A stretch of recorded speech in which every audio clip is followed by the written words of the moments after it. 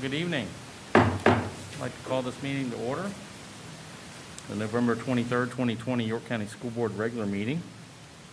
Well, it's the week of Thanksgiving, and in spite of the many challenges that we've had and that we've had to face this year, we still have so much to be thankful for. And I recently heard a statement, and it came from a pastor that was giving a church service, and I think this bears repeating. Stressful events can rob us of the ability to be thankful. So maybe this week is a good time to reflect on the many things in our lives that are good and that we can appreciate and that we can be thankful for. So with that being said, I'll mention that in addition to our YCSD TV channels, our meeting will be also streamed on YouTube and this evening as well. So I'll now read the York County School Division mission statement. The mission of the York County School Division is to engage all students in acquiring the skills and knowledge needed to make productive and contributions to the world. So next, I'd like to share some information regarding our pledge leader this evening, Campbell Tabor.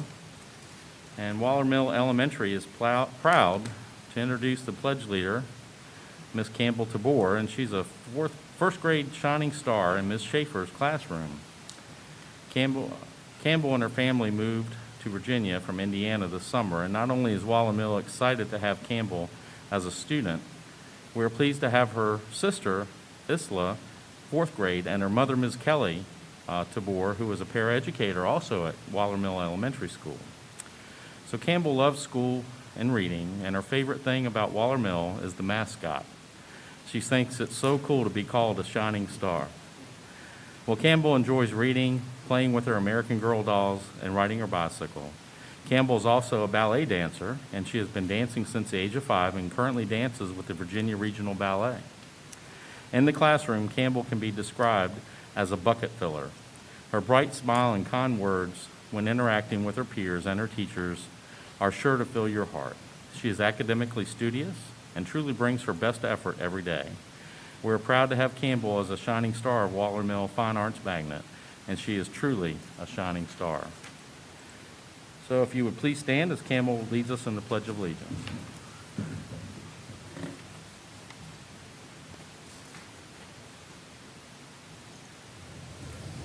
Good evening and welcome. My name is Campbell Tabor from Waller Mill. Will you please join me for the Pledge of Allegiance? I pledge allegiance to the flag of the United States of America and to the republic for which it stands, one nation, under God, indivisible, with liberty and justice for all. Thank you. Well, thank you very much, Campbell. We appreciate that. And next, we're going to move into our awards and recognitions, and we're going to do our seniors of the month. So the board members here, we all traveled this morning, or actually later this afternoon, to the seniors' homes and placed the signs in front of their homes and congratulating them on being the seniors of the month. But we'd like to read the write-up that we have for each of our seniors, and we're going to start with Bruton High School and Mr. Schaefer. Okay, thank you. The senior of the month for Bruton High School is Allie Custer. Allie is a daughter of Mr. and Mrs. George Logan and Mr. Robert Custer. Bruton High School and I am proud to recognize Allie Custer as our November Senior of the Month. All dreams are realized through hard work and determination. Allie is an extremely conscientious student, athlete, and leader. She is most grateful for the impact that sports programs have made in her life. She has learned to balance responsibilities and leadership while developing lifelong bonds with teammates and coaches. She is thankful for all her coaches who have made her into the student athlete she is today. Allie is very active in our school and in the community. She participates in the Governor's Health Science Academy at Bruton and is also a member of Mu Alpha Theta, which is a math honor society. Chemistry honor society. She's in the French honor society. And I'm sure a few more honor societies. My goodness. She's in the Key Club and is in the class of 2021 treasurer. She served as captain of the varsity field hockey and varsity softball teams and also participated in cross country and track. She is a member of the Jamestown Mayhem softball team and is a young scholar and an Irish dancer. I'd say she has pretty much done it all here. Allie has earned the highest academic honors award each year while completing advanced placement coursework. She is awaiting acceptance to JMU, where she wants to major in communications and work to become an audiologist. Congratulations, Allie, as Bruton's High School Senior of the Month.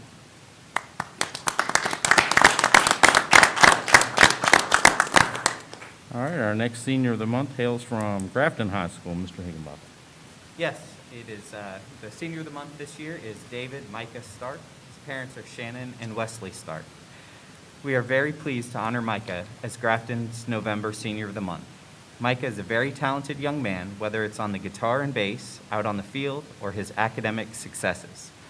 Perhaps his greatest assets are his determination and work ethic that he uses to his advantage in his leadership roles in the band and school setting. Micah has demonstrated a true talent in music and has been very dedicated to the band and other organizations here at GHS. Micah has served as the quintessential role model for other students to follow. Micah has a high sense of purpose. He is very conscientious about the final product. That product may be a test or homework in an academic subject or his next performance with the Grafton High School Band. Micah rises to every challenge given to him. He even taught himself how to play the bass and is one of the strongest players in the jazz ensemble. Micah is diligent, responsible, trustworthy, and has an impeccable moral character above and beyond most teenagers. Every step of the way, whether it's for a project, a race, or performance, is well thought out and executed. He realizes that by helping others around him to improve, he becomes a better person, athlete, and musician. In addition to his musical skills, Micah has served with distinction as a valued member of our track team. He is the treasurer of Tri-M Music Honor Society.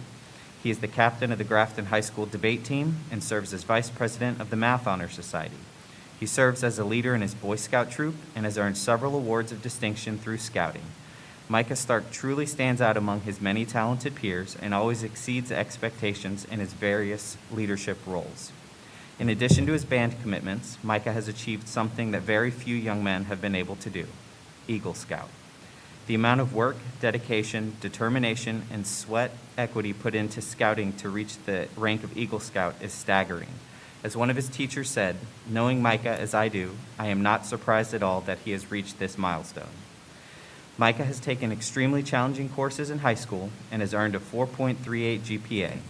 Despite all of his activities, Micah remains rooted in one of his main priorities: service to others. Truly, this young man knows the value of time management and commitment. He possesses the self-determination and drive to be successful in every endeavor, and we are so pleased to honor Micah.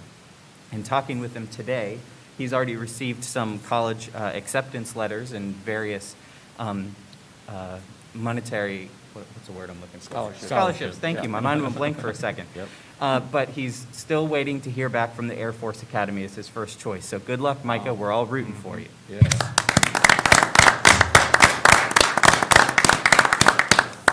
Great job. Amazing kids, and we still have more to go. So Tabb High School, Mr. Myatt.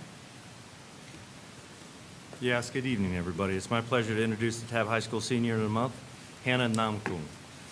Hannah is a high-achieving student who is comfortable in leadership positions, reliable in her commitments, and works well under pressure.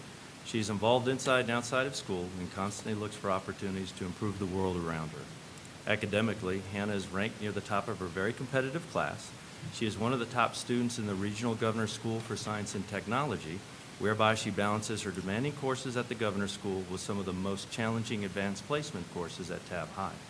Hannah has received highest academic honors every year and was recently inducted into the National Honor Society. Hannah is also actively involved in her school through her participation in several different clubs and numerous honor societies. However, her most notable membership is with Y Street. As a Y Street youth leader, Hannah worked on different campaigns that have helped improve the health and safety of all our students. She helped to implement the breakfast cart in our school commons and worked to help pass the Virginia Comprehensive Tobacco-Free Schools Bill in the Virginia General Assembly. The bill is now state law prohibiting the use and distribution of tobacco products on school grounds. Hannah also worked on Share the Air campaign, promoting tobacco and e-cigarette-free public places across Virginia. Additionally, she participated in the Healthy Youth Day and updated members of the Virginia Legislature on school division policy initiatives and changes. Hannah is a leader who advocates for positive change. She is well-rounded, finishes what she starts, and gains fulfillment from helping others. It is a pleasure to recognize Hannah as Tabb High School's Student of the Month. Thank you, Hannah, for your leadership and personal example.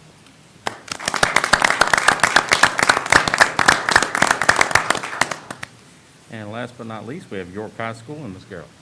Yes, the York High School Senior of the Month is Camille Jenkins, and Camille's parents are Calvin and Pamela Jenkins. And we visited today, and Grandma and Grandpa were also there to honor her, so that was really special. York High School is pleased to announce Camille Jenkins as the November Senior of the Month. Camille is a proud Falcon, positive role model, and a leader amongst her peers. Camille has dedicated much of her time at York High School to the class of 2021. For the past 3 years, she served as vice president of her class. This year, she is excited to be the senior class president. Due to Camille's academic success, she holds membership in the National Honor Society. Camille enjoys volunteering her time and being involved in extracurricular activities. She has completed numerous hours as a junior volunteer at the Riverside Physical Therapy Center. Her experience as a junior volunteer has helped guide Camille in her educational pursuits. She plans to study exercise science and nutrition in college and hopes to pursue a career as a sports trainer or physical therapist. Camille is a talented athlete. She has competed on the Virginia Legacy soccer team as a holding midfielder and defender since 2011.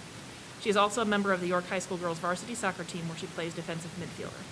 Camille, we're happy to honor you as the November Senior of the Month. Great.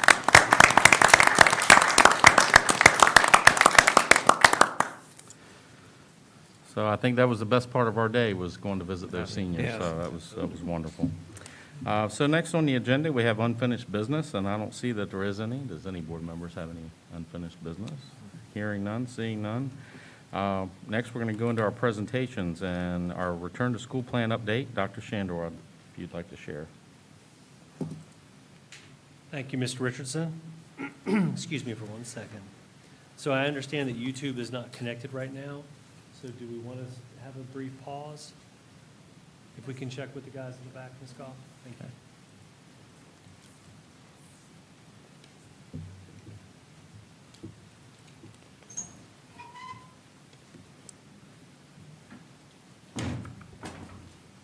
So do we want to have a brief pause? If we can check with the guys in the back, Ms. Goff? Thank you.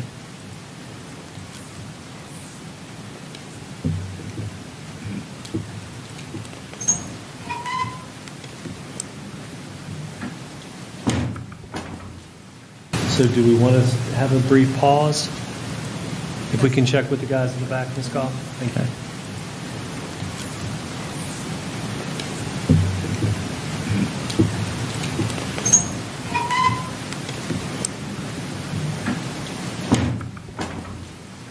So do we want to have a brief pause?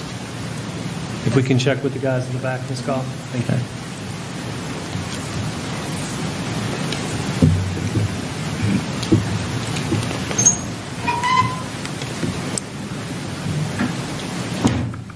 Thank you, Mr. Richardson. So do we want to have a brief pause? If we can check with the guys in the back, Ms. Goff? Thank you. The board requested that I have our teams review logistics for staffing in order to proceed with bringing additional grade levels back to in-person. Before we proceed with the update, Thank you, Mr. Richardson. So do we want to have a brief pause? If we can check with the guys in the back, Ms. Goff? Thank you. The board requested that we have our teams review logistics and staffing in order to proceed with bringing additional grade level staff back to develop standards. Before we proceed with the update tonight, Mr. Richardson. So do we want to have a brief pause? If we can check with the guys in the back, Ms. Goff? Thank you. And staff in order to proceed with bringing additional grade level staff back to develop standards. Before we proceed with the update tonight, Mr. Richardson. So do we want to have a brief pause? If we can check with the guys in the back, Ms. Goff? Thank you. And staff I'd like to recognize the tremendous efforts of our teachers, our administrators, and our Before we families. proceed with the The update efforts tonight, they've Mr. shown Richardson. to not only provide have a brief pause? academic progress, If we can check with the guys in the back, Ms. Goff? as well as Thank you. the actions that we are adhering to. Our teachers have adjusted their strategy, and I'd like like to continue to help our students every way from administrators and our teachers. Received the updated Tonight So I'll do we want provide to have a brief updated pause? academic progress. One of the many ways our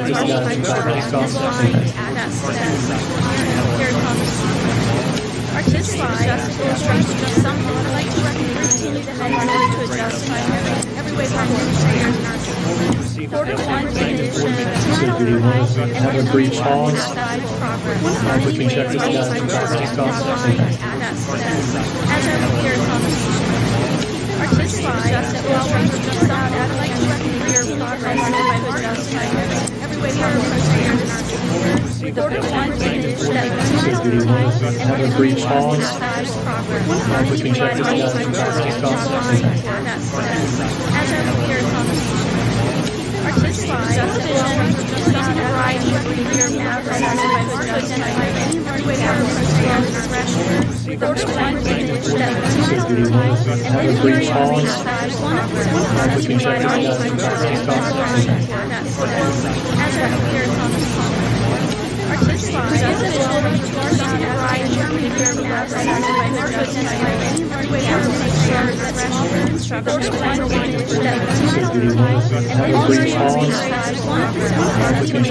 teachers. Quarter one edition. Tonight I'll provide Have a brief pause? one of the varieties compare that out as our peer conversation. Our teacher just illustrates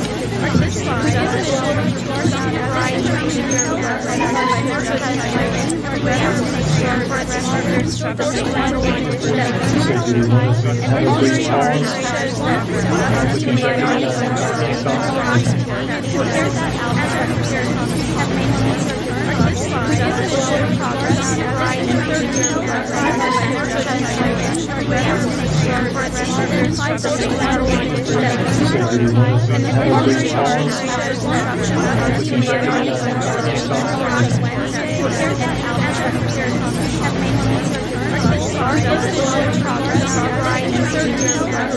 would identify any way from administrators and our teachers. Quarter one edition. Tonight I'll provide Have a brief pause? shows one of the varieties compare that out as our peer conversation. Our teacher just illustrates progress in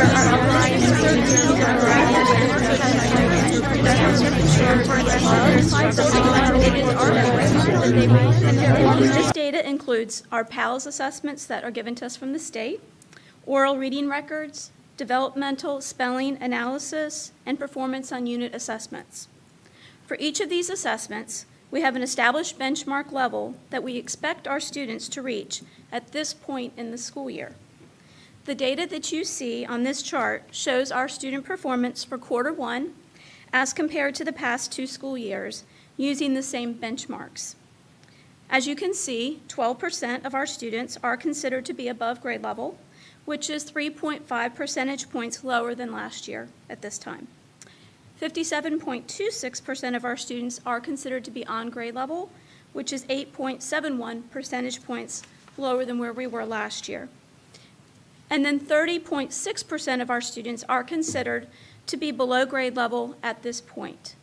While this number has increased by 12.5 percentage points, some of this is to be expected because these students have had a different instructional experience than the students last year. So as we move into quarter two, we will continue to measure our progress against the previous school years. However, we will also closely monitor individual growth within reading levels.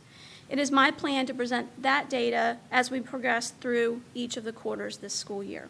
So what I mean by that is, while we look at on, below, and above grade level, we will also monitor each student's individual reading progress throughout the school year, using this as a baseline. This school year, we adopted a new online assessment platform called Mastery Connect, and if you remember, I spoke about that a couple times in our board meetings. This program not only allows us to monitor student performance, it allows us to monitor mastery of specific standards as well as curriculum pacing. This report shows the percent of students in each grade level that have demonstrated mastery or near mastery of each taught math standard for this quarter. Because this is a new program, we don't have comparison data to students from last school year. So I'm not able to share that with you this evening. The information on this slide helps us guide our work at the school and the division level.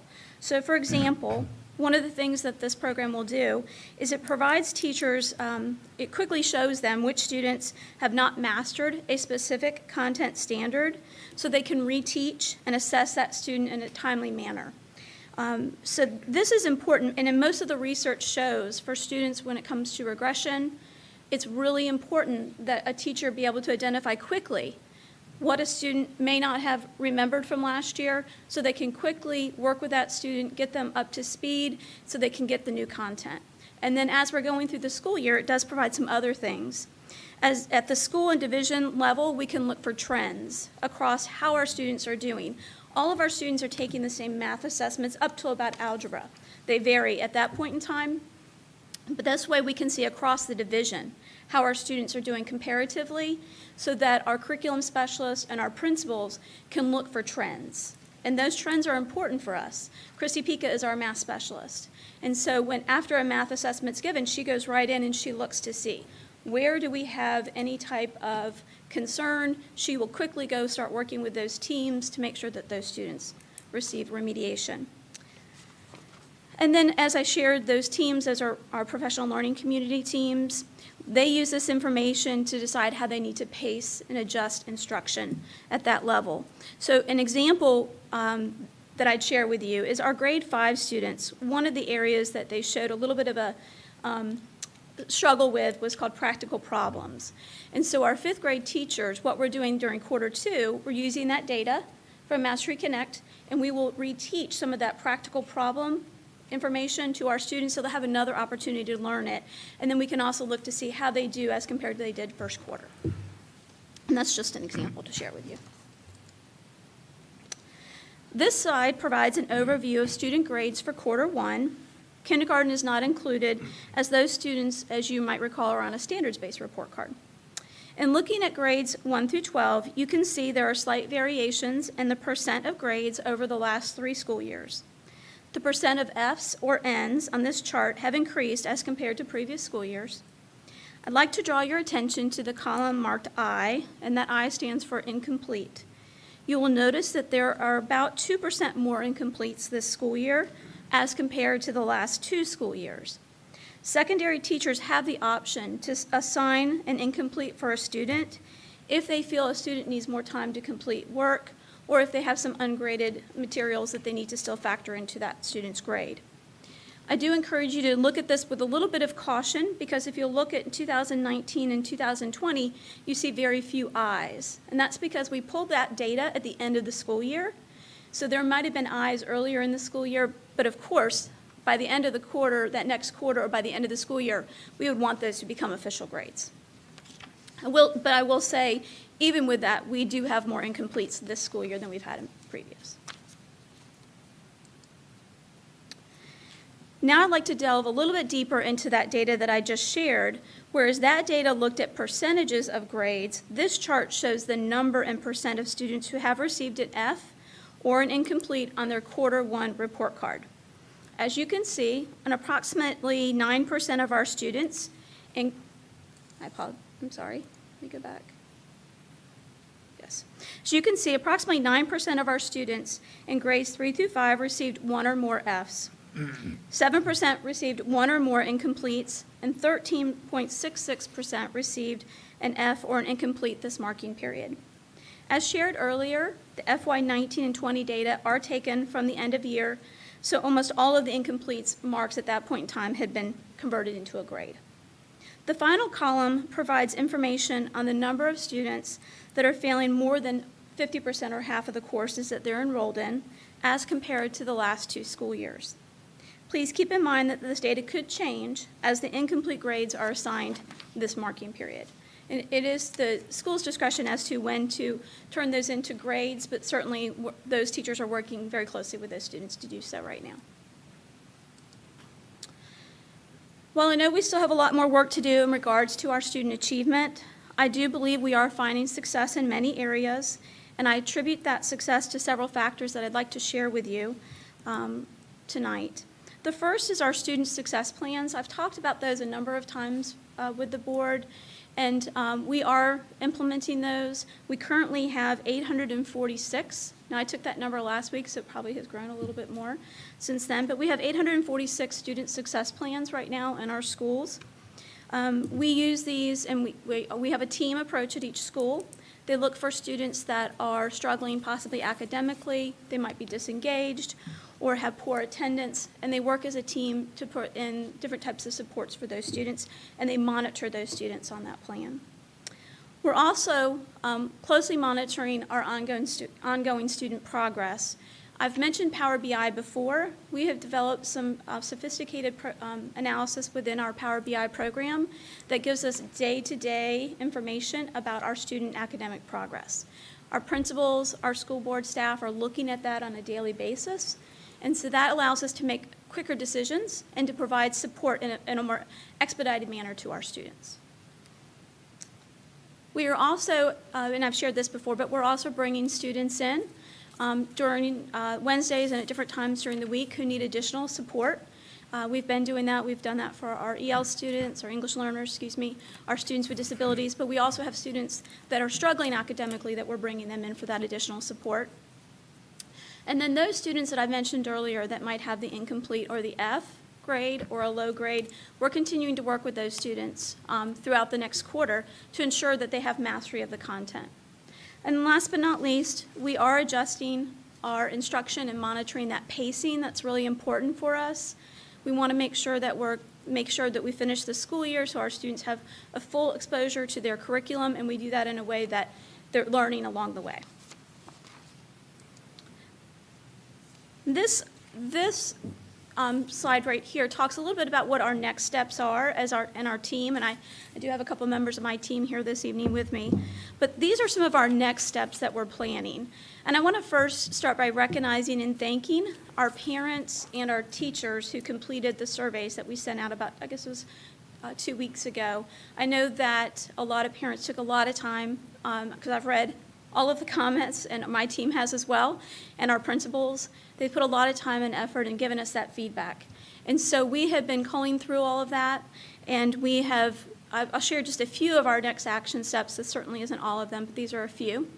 One of the first things that stood out to us is the feedback we've received on asynchronous instruction at the elementary school level. And we are working with our principals and our team, and Dr. Wrights is here tonight. He's our director of elementary. And we're working to help support our teachers with that asynchronous instruction. So when students are not with the teacher, they're at home, but they're still learning. We're working on developing a broader base and knowledge of how to do concurrent instruction. Concurrent instruction is when you have a student at home and a group of students in the classroom, and those students come in by camera and learn with the students in the classroom. It can be very challenging, of course, for a teacher, but we are working to develop some strengths around that. We do it for class meetings, and more of our teachers are becoming comfortable with that model when it's appropriate for that type of instruction. We're also developing some STEM and literacy lessons at the division level that we are going to, beginning of December, we'll have those ready to roll out that will also enhance that asynchronous instruction for our K-2 students. Another feedback we've received from our parents and definitely our students and teachers is the Wednesday work. We understand that our students feel overwhelmed by that work. Our team is working with our principals and some teachers. We're going to be talking about ways we can adjust that. We still have to keep that a student day. That's very important. We use that as a instructional day for our students, but we certainly don't want our students to feel so overwhelmed. We want to make sure that we're using that feedback to adjust instruction for them. And then we are also going to be offering some family lessons to support social emotional learning, as well as student organization and time management. We do have one parent session out there right now, and I'm excited to share with you if you're listening in, and if you want to sign up for it, you still can. It's on mindfulness tools for learning and working from home. We have Martha Ralu, I think is her last name, from William & Mary, and she's partnering with us to offer that to our families, and I'm excited to say we already have 100 families signed up at the elementary school level, and we have 45 families signed up at the secondary level to attend that. So we're really excited about that. Something else that we're doing is our teachers have shared with us that they feel like they need more assistance with grading and assessing online. So our team is going to be working on developing some support in that area for our teachers. And then the last two things here don't necessarily come from the survey, but I want to talk a little bit about them. One of the CARES Act fund grants that we received was to support an e-tutoring program. And Ms. Siders is here because she's been really spearheading that for us. That will begin next week? Monday, November 30th. And so this will be, this is geared towards helping students who are really struggling academically. They can receive assistance from a teacher, one of our York County teachers, in math and in English, as well as organizational skills between the hours of 4 and 9 p.m., and they can sign up. So we're working with our counselors and our families to do that. We would really like to scale that up. We just have to make sure we have the resources to do so, but we're excited to be offering that resource to our families. And then last but not least is the measure of academic progress growth assessment. This is called the MAPS assessment. This is a well-respected assessment that the state has encouraged us to consider. We will use this assessment. We're actually going to begin administering it to our students in the beginning of December. We wanted to wait a little while for them to get acclimated into the school year, but this will be one other way that we can show growth to our families of our students in reading. And then we will give an end-of-year math assessment as well that will also be able to show us some progress for our students in that area. And then in closing tonight, I just wanted to provide you, and you may already know about this, but the Virginia Board of Education met Thursday, and they approved some additional waivers. And these waivers are to really help school divisions find multiple pathways to show student learning on standards of learning assessments, with also mitigating some of the health and safety factors that we have to consider. And so I've listed 3 main areas that they've done, but this is really, you might have heard that they're doing away with SOL tests, but they're giving us some alternate paths to some SOL tests. And those are listed there. Grade 4, Virginia Studies, Civics and Economics, which is usually given in 8th grade, and the Writing 8 SOL. We are been given some leniency to develop some local alternative assessments for that. And then also some history courses at the high school level to look at some performance assessments. And then there's some other flexibility around awarding verified credits. What I will say, this just happened Thursday, so we will gather a team of teachers and administrators together to help get their feedback on how we want to approach this so that we can possibly offer this opportunity for our students. So that is the end of my presentation this evening. I'll be happy to take any questions that you might have at this time for me. Okay. I'll go first. Mrs. Skinner, you were talking about the reading regression of 1st through 5th grade at 13.5%. Do we know, do we have it worked out as far as what groups it was? And was it more on the virtual or the in-person or? I do. I have that information. When we look at our students in the flexible framework, the percent of regression for those students was about 13.9%. And the students that are in our virtual academy, now remember this is a much smaller group of students, they're at 13%. Okay. So we really see some similarities with that data. Okay. The other question I had was at the 30.62% below grade level. Can we get a measurement at interim? Because my question is because we didn't start in-person learning until October 5th. So they had less than a month. I'd like to see what the impact of being in school versus everyone remote would be. I mean, is that something that could be available? So the way that we determine grade level for our students in elementary schools, we look at several different factors, and many of those are assessments that teachers give to students. And some of those are one-on-one assessments, so they take a lengthy amount of time to administer. So one of the things we could do is certainly look at some of the ones that we're able to give, and we might be able to look at maybe some other additional factors that can provide that to us. How they do on their unit assessments, the grade at the interim is also something. We might be able to also speak to our Bethany Friedman as our coordinator for English and get some additional ideas from her and how we might be able to do that. Just some of those assessments are very specific. Right. And so to administer those takes a lengthy amount of time, especially when students are in a hybrid model. But we can certainly look at how our students are progressing. I knew it was kind of pie in the sky, hoping for interim, but I was hoping again. Well, I will tell you this, we will continue to monitor our progress. Yes, I think at the end of the quarter would be great, actually. That'll be good. The last one was on your last, or next to the last slide, I think. It was the one about having professional development for grading and for, yes, and assessments. And I was wondering, because it's kind of difficult when you have Canvas that doesn't talk to Seesaw, then, and the teachers are having to go all over the place to get grades and stuff. Would there be any way that our IT could possibly develop a spreadsheet where they could all, like, if you plug in your grade in one, it populates a spreadsheet so it's all there? So we did look at, when we purchased Canvas, one of the, our student management system is Aspen. And so we've been working with IT to try to get the two of them to connect together. I know Dr. Carroll and my departments are working in collaboration. We were not successful at the beginning of this school year. There was some beta testing, I think, going on with Aspen, if I remember correctly, in trying to do that. We can certainly go back and relook now to see where they are in their progress, to see if that can happen, because I do know that would make life a lot easier for our teachers, absolutely. Yes. And that's a vendor initiative that's ongoing, is that right? I'm sorry? That integration, the vendor's doing that, Jim? Yes, they're Okay. involved, as soon as we get it, Gotcha. And I'd just like to say that was something, a question that I had as well about integrating the systems. And I know you talked about it earlier in the year that you were working on it, so I appreciate that update that you're still working on it, I understand. But that's certainly important to try to get that. It's going to make life easier for our teachers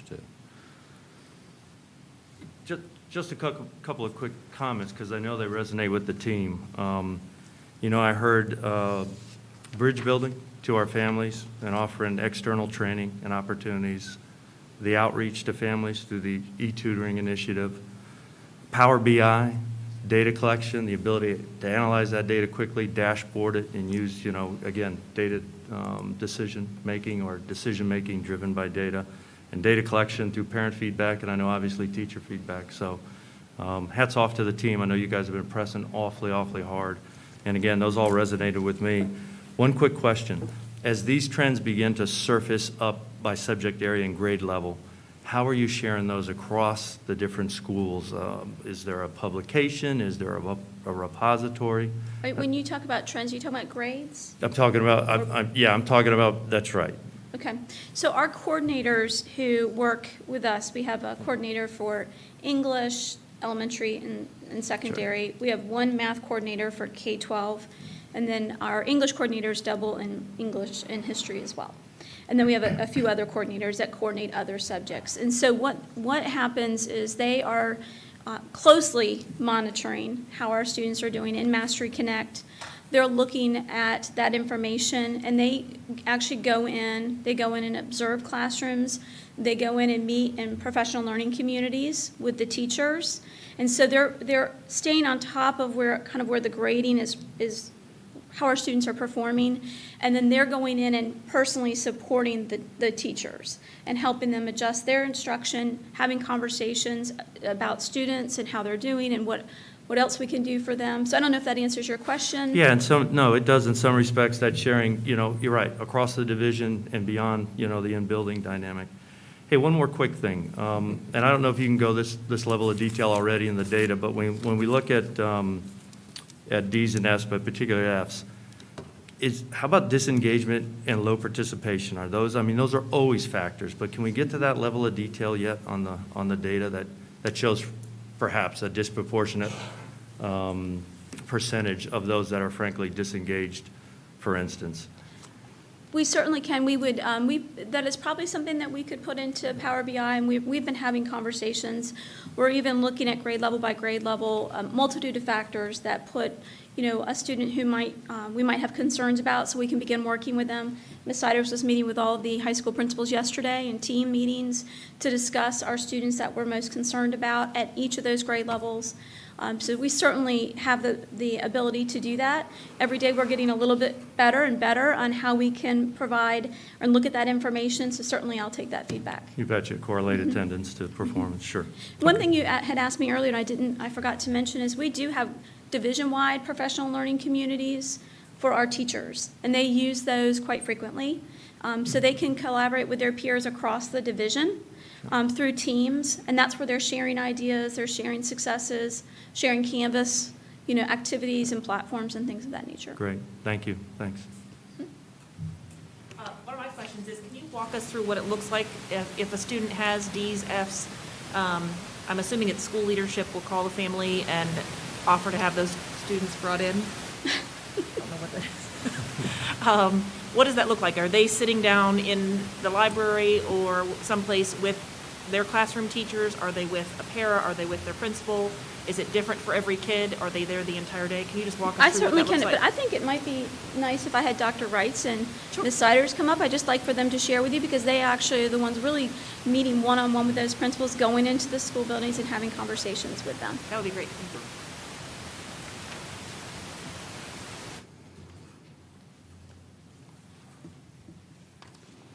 Welcome.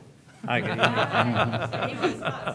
That's all right. It's all right. So you asked a great question, and Ms. Skinner talked to you a little bit about our student success plans, which allows us to cast a wide net over our student population when it comes to either students that are disengaged or low grades, and happen to be struggling in certain areas. So what happens is that team is led by someone in the building, typically the administrators or the school counselors, and then they call the families in and they come up with a plan of how they can allow that student to be more successful, whether it's giving and providing them more or extra help academically, or what they can do to improve their attendance. So then that plan is put into place, and it's almost like a SMART goal, where it's measurable, it's time-bound, and it has those things in place so they can continue to monitor it as they go through the process. And it is a team that is made up in the building of, like I said, the administrators, the school counselors, the attendance secretary, because we need to know that someone is not coming to school, so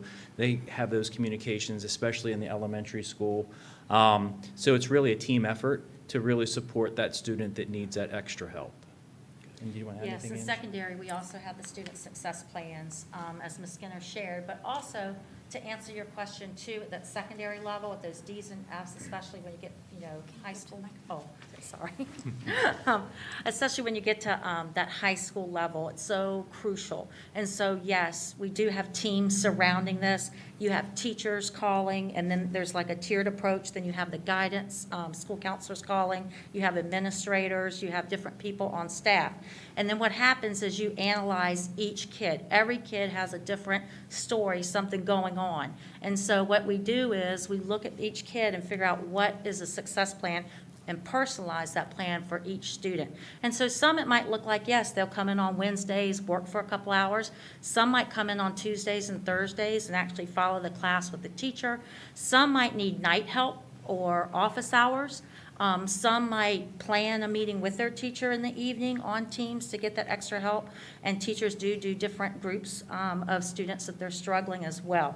So we do very different avenues, and I just want you to know I'm so proud of our teachers, administrators, our families with helping us, and I know transportation takes a village with computers and transportation to get students there, and we're able to do that as well, and still what the schools are trying to accommodate parents that can bring them and drop them off with their schedules as well. So it's, I guess, no excuses. We want all our kids to be successful, and we're just trying to figure out how to do that for them. I thank you very much. I know you probably can't show data for this, but would you say, in your experience, you've seen that since these school success plans are there, you're bringing the kids in, you're working one-on-one, have you seen, as far as data is concerned with their grades getting better, switching from a D, an F, or an F to a C or a B? Have you actually seen that happening? I can speak to where we were at the interims, to where we were at the end of the quarter. We've had significant improvements in our student grades from that point in time to where we are at the end of the quarter. We still have some students, that we're not as successful at this quarter, and as I shared earlier, we're not going to give up on those students. We're going to continue to work with those students, and hopefully we will be able to make them successful. Awesome. Thank you very much. Yep. Thanks, guys. Thank you, guys. I have one last quick question about the number of incompletes offered. Yes. Do you think maybe those are higher because teachers are assigning those this marking period or this year differently than they did in previous years, to give the students more flexibility and opportunity to show mastery of content, since the delivery instruction model is so different? I absolutely think that that is the case. That's one of the reasons, yes. Okay. We have students who, for a project, may not have completed it in time, may have struggled a little bit with their online technology. As Ms. Snyder shared, every student has a different story, and it's important that we know our students intimately well so that we can make sure that we are adjusting. So if we have a student who had something happen in their home and they weren't able to finish that work this quarter, we want to give them that opportunity to do so. But we have to kind of know what's going on in those with that family to be able to make those decisions as needed. Yeah. All right. Well, thank you, Ms. Skinner, for that Absolutely. Thank you presentation so and much. for your team and all the teachers that are taking part in that. Thank you. Thank you. Thank you. Thank you, Ms. Skinner. We appreciate all your work, and Dr. Rice and the side, thank you as well. We're going to let Dr. Carroll do his cleaning duties really quickly. He does a great job. I'll leave this for you, Dr. Gladue. So our next presenter is Dr. Tony Bladue. He's our Chief Human Resource Officer, and he's going to share some information with the board and the community this evening related to operational integrity. Dr. Bladue? Thank you, Dr. Shandor, Mr. Richardson, and members of the board. Thank you for the opportunity to provide an update. I know at the last board meeting I provided some information. This is an opportunity to come back and do some follow-up and provide some additional information. Since the last board meeting, our teams have reviewed staffing levels for returning additional grade levels for the month of December. In collaboration with the Department of Instruction and Building Principals, we reviewed master schedules and ran multiple scenarios for staffing classes.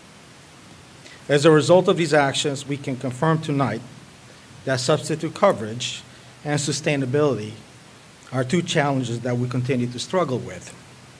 As such, the presentation will provide information on these two items. So as I shared 2 weeks ago, I provided a report on substitute teachers. Tonight, I'm following up with some additional data for you, and I've got to click here.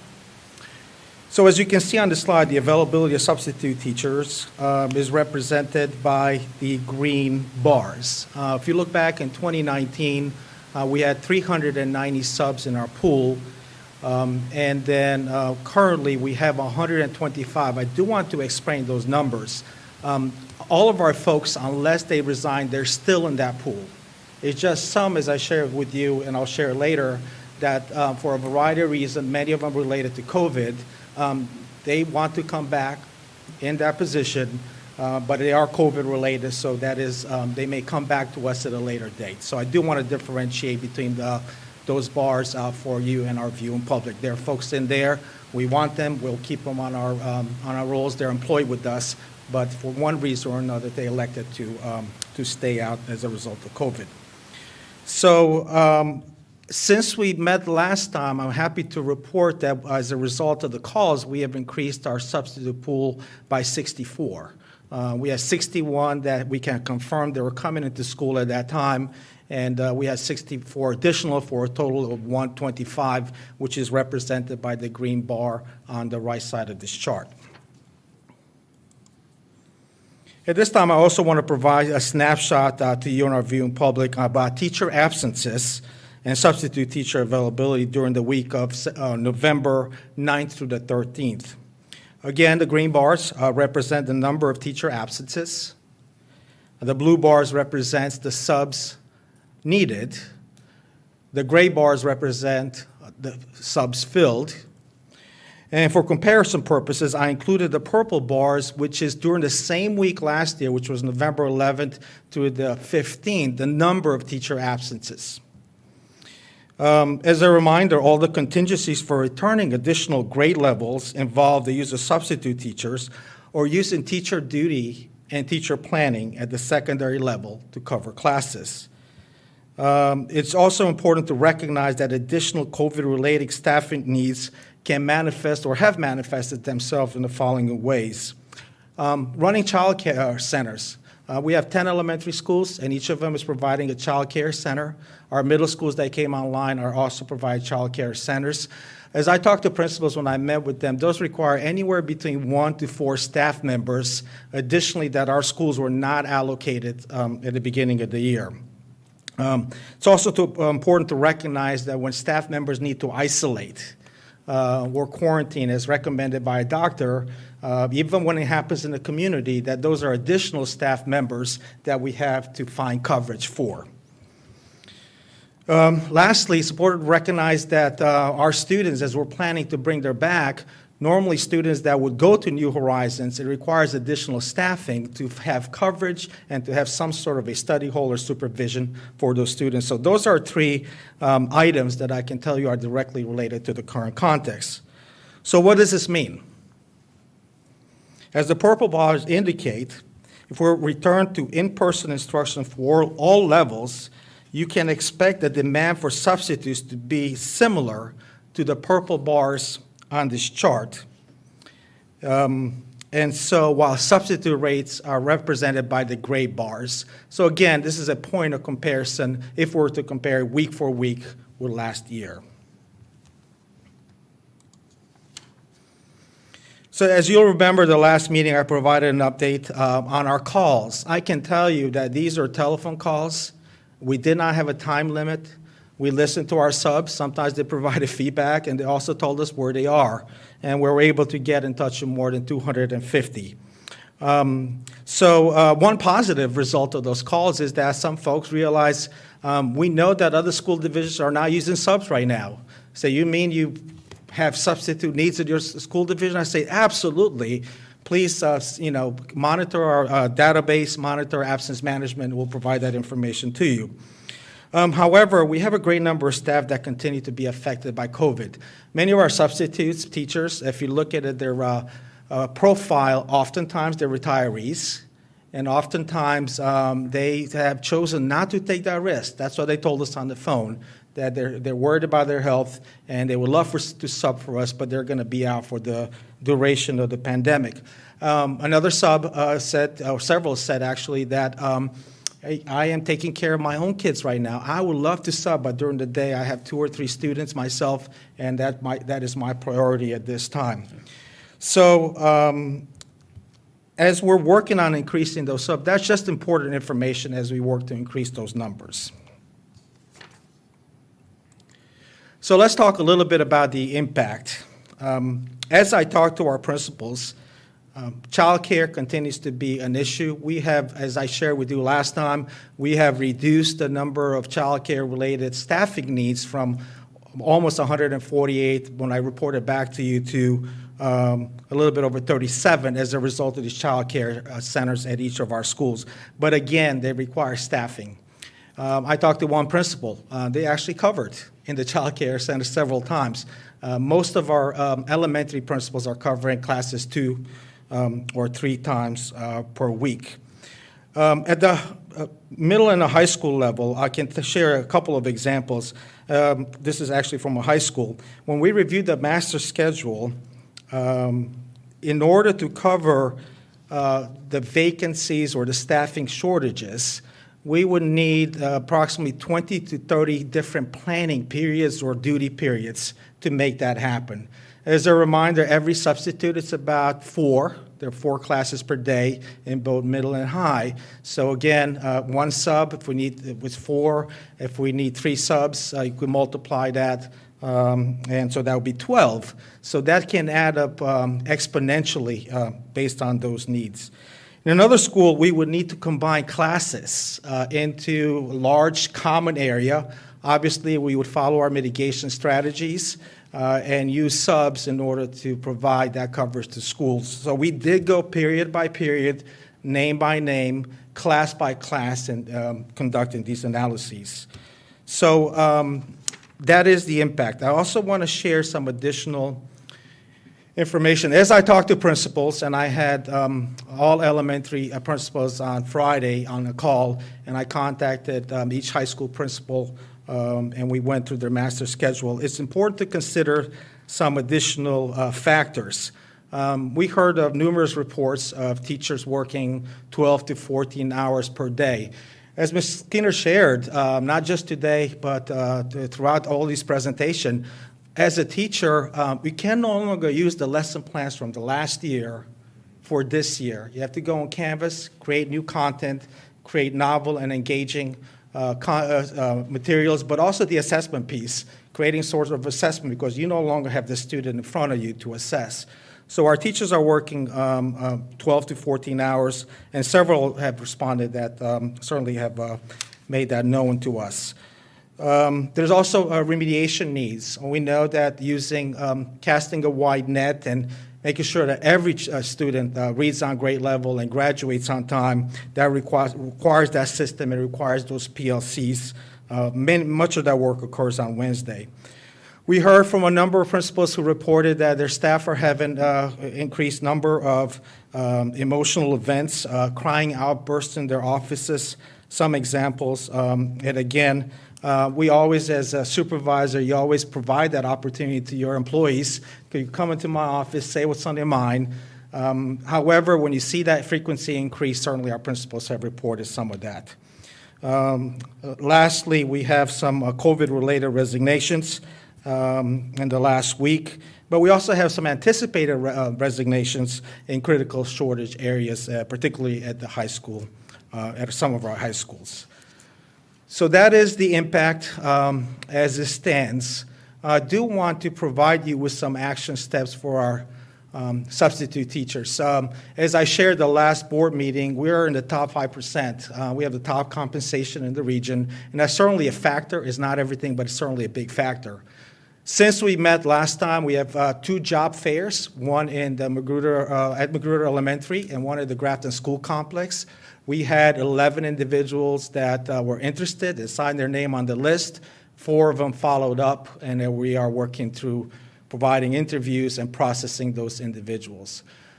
We recognize that in order to be a sub, and I put out a plea last time, and I said, if you are interested in covering classes, if you're interested in being a guest in our schools, and certainly we will expedite the process, but also I want our viewing public to be aware of the requirement, which is a high school diploma in 48 hours.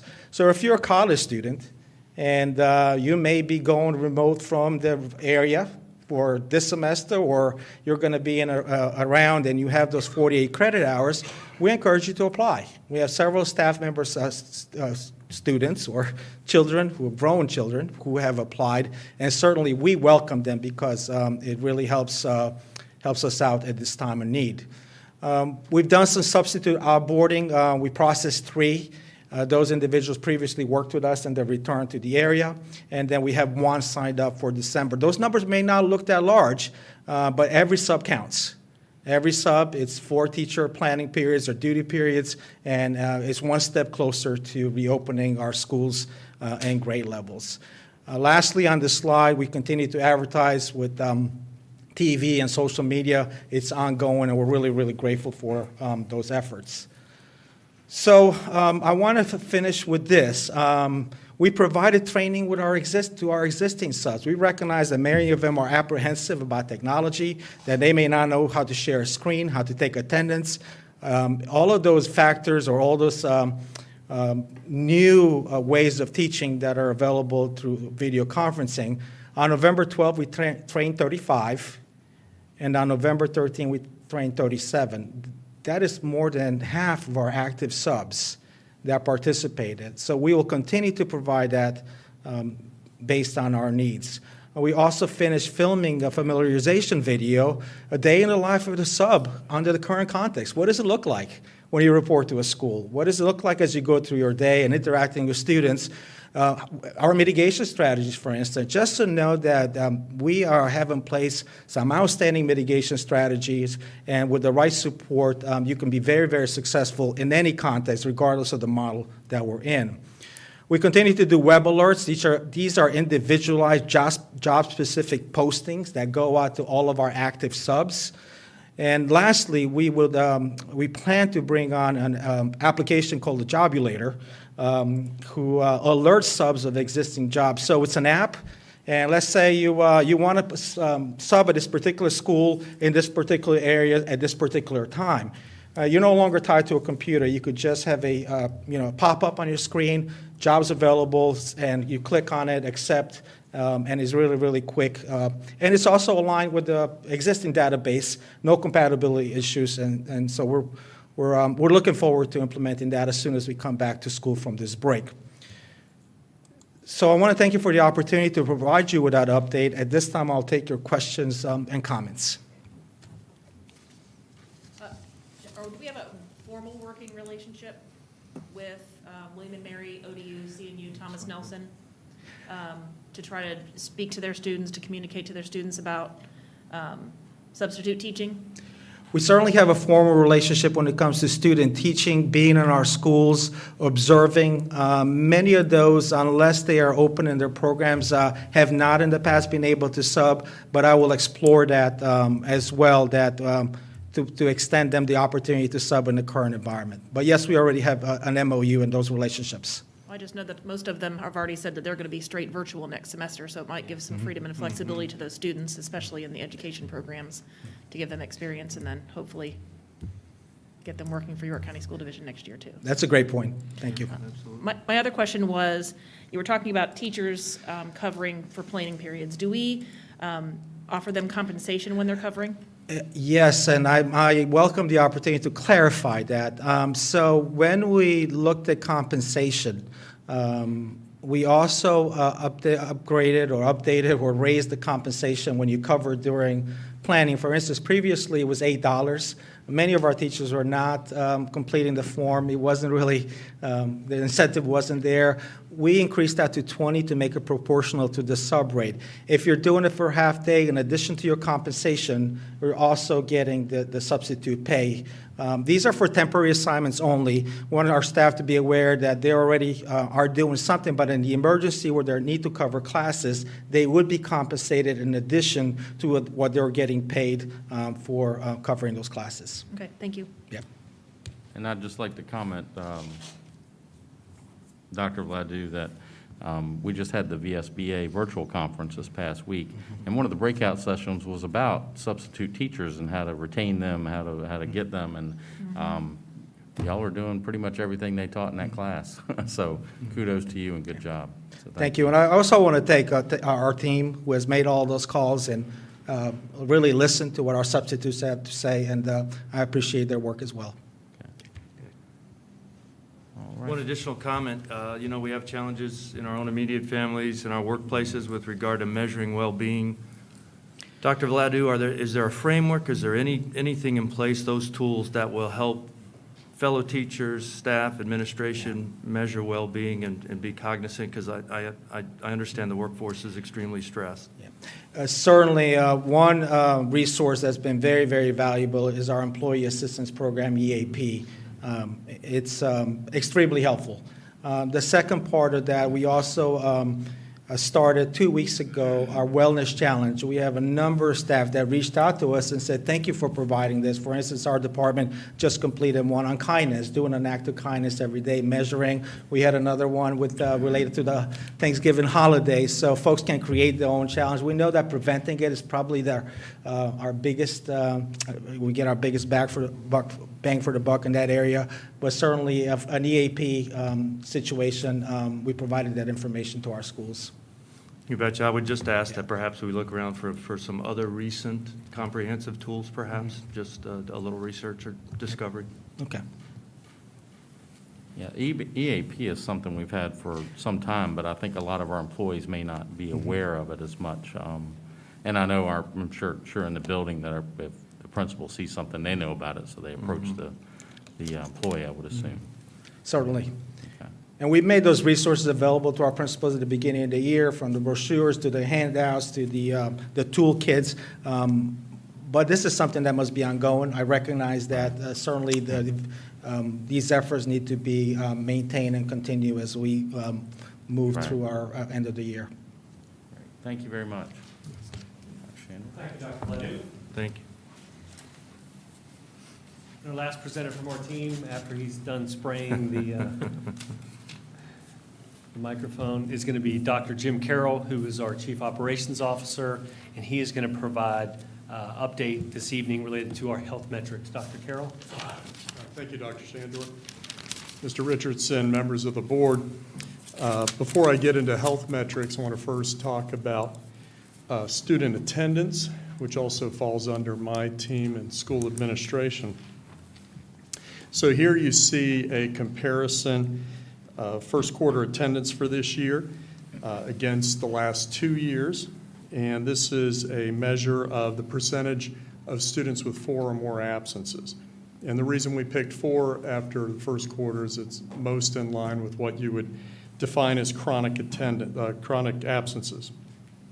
Now, I'd like you to keep in mind that when we talk about elementary students that are on a hybrid, all they have to do is sign in the morning, but they also have to submit another assignment. And so that's what they need to do in order to count as being in attendance that day.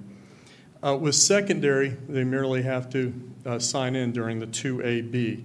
And so there's a caution there that we have to be careful because that can be the limit of their engagement. And so the takeaway here is that the vast majority of our students are connected to the division when you look at a percentage as low as 5%. However, as Mrs. Skinner said, there's still a percentage that needs to have follow-up to make sure that they stay engaged with the system and are turning in the work that they need to. So, as a lot of experts predicted even back in the spring that we were going to see wave after wave, and nationally we are seeing an upswing on the third wave. And that also applies to the state and to our locality. And so here you see our map as of this morning, as of the updates from this morning, and you see that this is what we're looking at when you look at the CDC color coding as far as red being highest, orange being higher, and yellow being moderate as far as risk of transmission. And you see there's only one county that's with moderate transmission. You see 25 counties or divisions that are in the higher, and that's actually where we were on Friday, still in the higher transmission rate. And then this morning we actually went over, just barely got over the highest threshold of 200, and we measured in at 203 cases per 100,000 people. And so this is where we're at. But you'll remember that the last time I was with you, I shared with you our metrics, and I put this table together for you to help see what the 3 core indicators are that we are tracking when we look at transmission. And you'll remember that we look primarily at York County and the larger peninsula, and the larger peninsula are those divisions that take part in the New Horizons program. And so as you see, as of this morning, that when we're looking just at the number of new cases in the last 14 days, we and the larger peninsula both are now barely into the highest. We're at 203, the larger peninsula is at 225. And the highest category is one that's open-ended. I mean, it can go into the thousands, literally. So we are just at the beginning of that. However, when we look at the percentage of positive, we are in the moderate zone as far as our county, and the larger peninsula is actually in the lower category. So we've hit one of the indicators to look at highest guidance, and then we're in between 2 of the middle to low on the positivity. So we also believe that our mitigation strategies listed on the bottom continue to serve us well, and we'll cover that a little later. Another representation of how we're doing as far as transmission rate is you'll remember this from my last presentation to you, and this is just an extension of that previous graph, which represents the transmission over time since we started returning students to schools. And the green line represents York County schools, or York County, I'm sorry, and then the blue is the larger peninsula transmission. And you can see that there's been a precipitous gain since November 5th, and it's quite a steep trend line there. And so we've now both entered that highest threshold at 200.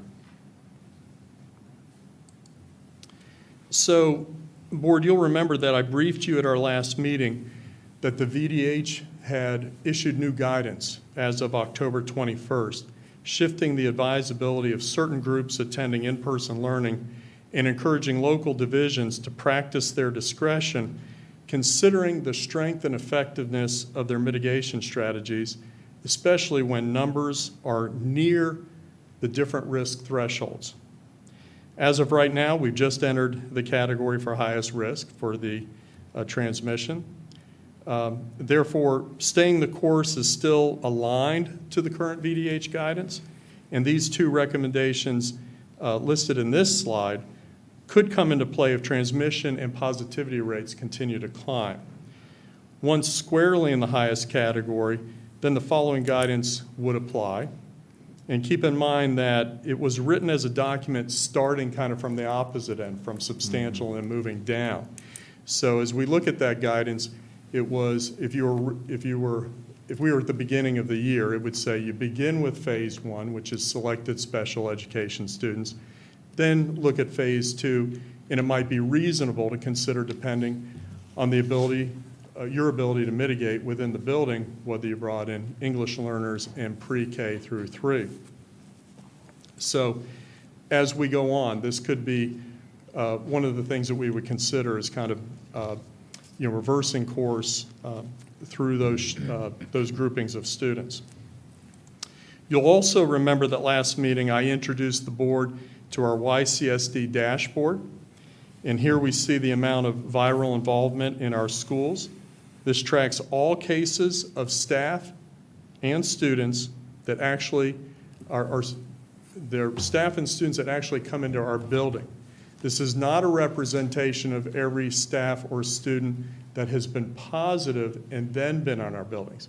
So it's important to know that very often people were not in the building during the what we consider the time where they were infectious. So as of today, we have 11 current active positive cases that we're tracking and 70 currently quarantined. And in total, we've had about 30 total positives and almost 160 quarantined over the last 7 weeks. So this is longitudinal. So if cases can be controlled as they currently have been in the buildings, we may be able to continue in-person instruction as we are today in the short run. However, if cases continue to increase in our community, we will experience more and more positive cases, spurring and increasing the number of quarantines for both staff and students, which will put increasing pressure on our ability to cover classes and threatening our operational integrity, as Dr. Vladu shared earlier. So the division now finds itself in a position where we've got the highest category transmission, but the positivity rates are not quite there. And if the cases continue to grow, we may lose the utility of additional staff members to do contact tracing, both regular staff and, due to the contact tracing, both regular staff and substitutes. We may be subject to a delay in contact tracing collaboration with the VDH as they're dealing with more and more cases. So the question before us now is, do we stay the course and rely on the mitigation strategies that have served us well so far, or do we reverse course incrementally or in whole? Before the superintendent speaks to next steps, I'm happy to take any questions on what I've presented here tonight. When, you going? Go ahead, go ahead. When you're contact tracing, I think you said, but if you would repeat, we're not seeing transmission in the schools. We're not seeing a spread in the schools at this point. So it's, folks are coming in, they've been infected, and when they're contact tracing, they're finding out it's not spreading with students or staff? True, that has been the case. We do have one case that is currently under investigation by Peninsula Health that may be the case, and that would be our first case of that. But all the others were traced back to family parties and friends of friends and that type of thing. We were able to contact trace it back out of the building. On average, how long does it take you to contact trace? Most cases can be done in one day. Okay. But that's probably a full day as well. I mean, you're looking at videos, you're talking to people. Yeah, it all depends on all that happened and where the possible situations were. Yes, sometimes we're looking at video of playgrounds, of the gymnasium, of hallways, and then just interviews, and just depends on how many people they come in contact with. Elementary is much easier than secondary would or will be if we added grades to secondary. Dr. Carroll, you have, you said that there was 29 cases total. That's over 7 weeks. Correct. Right?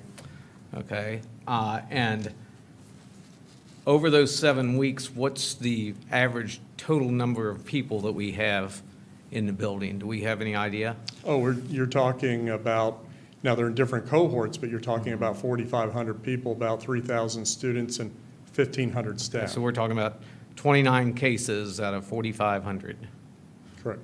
okay. Thank you. And that's about in line if you do the math on the 100,000, the 200 per 100,000 in the community. We're right about there. You had said we were just at 203, just barely in that highest thing, and you said until we're firmly within the highest level, what's that threshold where we would consider ourselves firmly in that highest? When I say firmly, I mean both your transmission rate per 100,000 and the positivity rate. And we're looking at that both for York County and the larger peninsula because remember, that's important to us because that's where our people come from, where they reside, who come to work for us. So they would both need to be in the red at that point in the highest Well, I think it's level? something that we consider. Okay. With the October 21st guidance, we have a lot more discretion than was originally presented. Nope, that's good, and the primary goal not being a site of transmission, and what that means to the community and the region as a whole. And and again, mitigation factors and such. But that depends on, and I think our families have done a great job. Absolutely. Staff has done a good job of staying home when they're sick.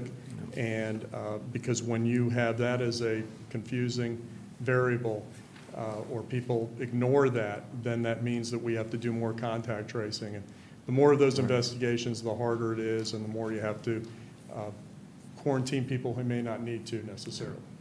Absolutely. Is there any other mitigation strategies that maybe one of the other school divisions are doing that we aren't? Or is there anything that we can improve on, do you think? I think it's pretty basic. We've talked about the fact you got to wear your mask, you got to Right. wash your hands, you Right. got, all of these things.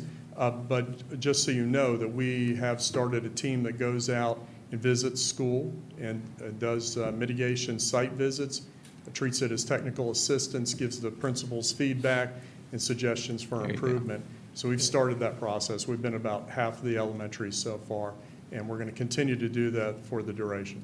And generally positive results from your from a Oh, compliance standpoint? absolutely. Great, I great. think our schools have done a great job. I mean, are there always ways to improve? Yes, Sure. and so that's the feedback we give them. That's great. And we're still doing okay on supplies? We're still stocked and, And we restock every chance we get. Thank you, Dr. Carroll. Yes. Thank you. And I'm going to stay here for you. All right. Thank you. You can go to the next one, Dr. Carroll. All right, so as you heard this evening from Ms. Skinner, Dr. Vladu, and Dr. Carroll, we are monitoring all metrics involved to guide our decisions moving forward. While we're committed to moving forward, we must also be prepared to adjust. When we released our plan in July, I shared multiple times that we need to be flexible and that we may have to move in between models throughout the school year. If that happens, we will work to provide as much notice to our families and staff as possible when possible. But families should have a plan in place should we have to make adjustments to the current plan. So I'm going to present you some information this evening. So our return to school plan identified how we would work towards returning to a traditional school operation, but the fact is we're in an upward trend in the wave of the pandemic. You see on the slide in front of you a few options we believe may be implemented as conditions dictate. So if you look at option A, B, and C across the top of the screen there, you'll see A means just maintain current grades in hybrid, so we would keep pre-K through 6th grade. Option B would be maintain pre-K through 3 EL in self-contained classes in the hybrid model and revert grades 4 through 6 back to the remote model. And that is part of that aligns with our CDC and VDH guidance. And then option C, you can see shift all grades to the remote model. So while we're continuing to monitor the health metrics as cases rise in our region, our state, and our country, that increase does not need to automatically necessitate a reversion to the remote model. Despite the increase in cases, our mitigation strategies, as Dr. Carroll mentioned earlier, physical distancing, face masks, hand washing, cleaning, and contact tracing have proven effective in the time our staff and students have been in our elementary and in our middle schools and our operational complexes. This is why we feel confident that we can bring additional staff in at this time, as that move is critical to address any next steps for 7 through 12.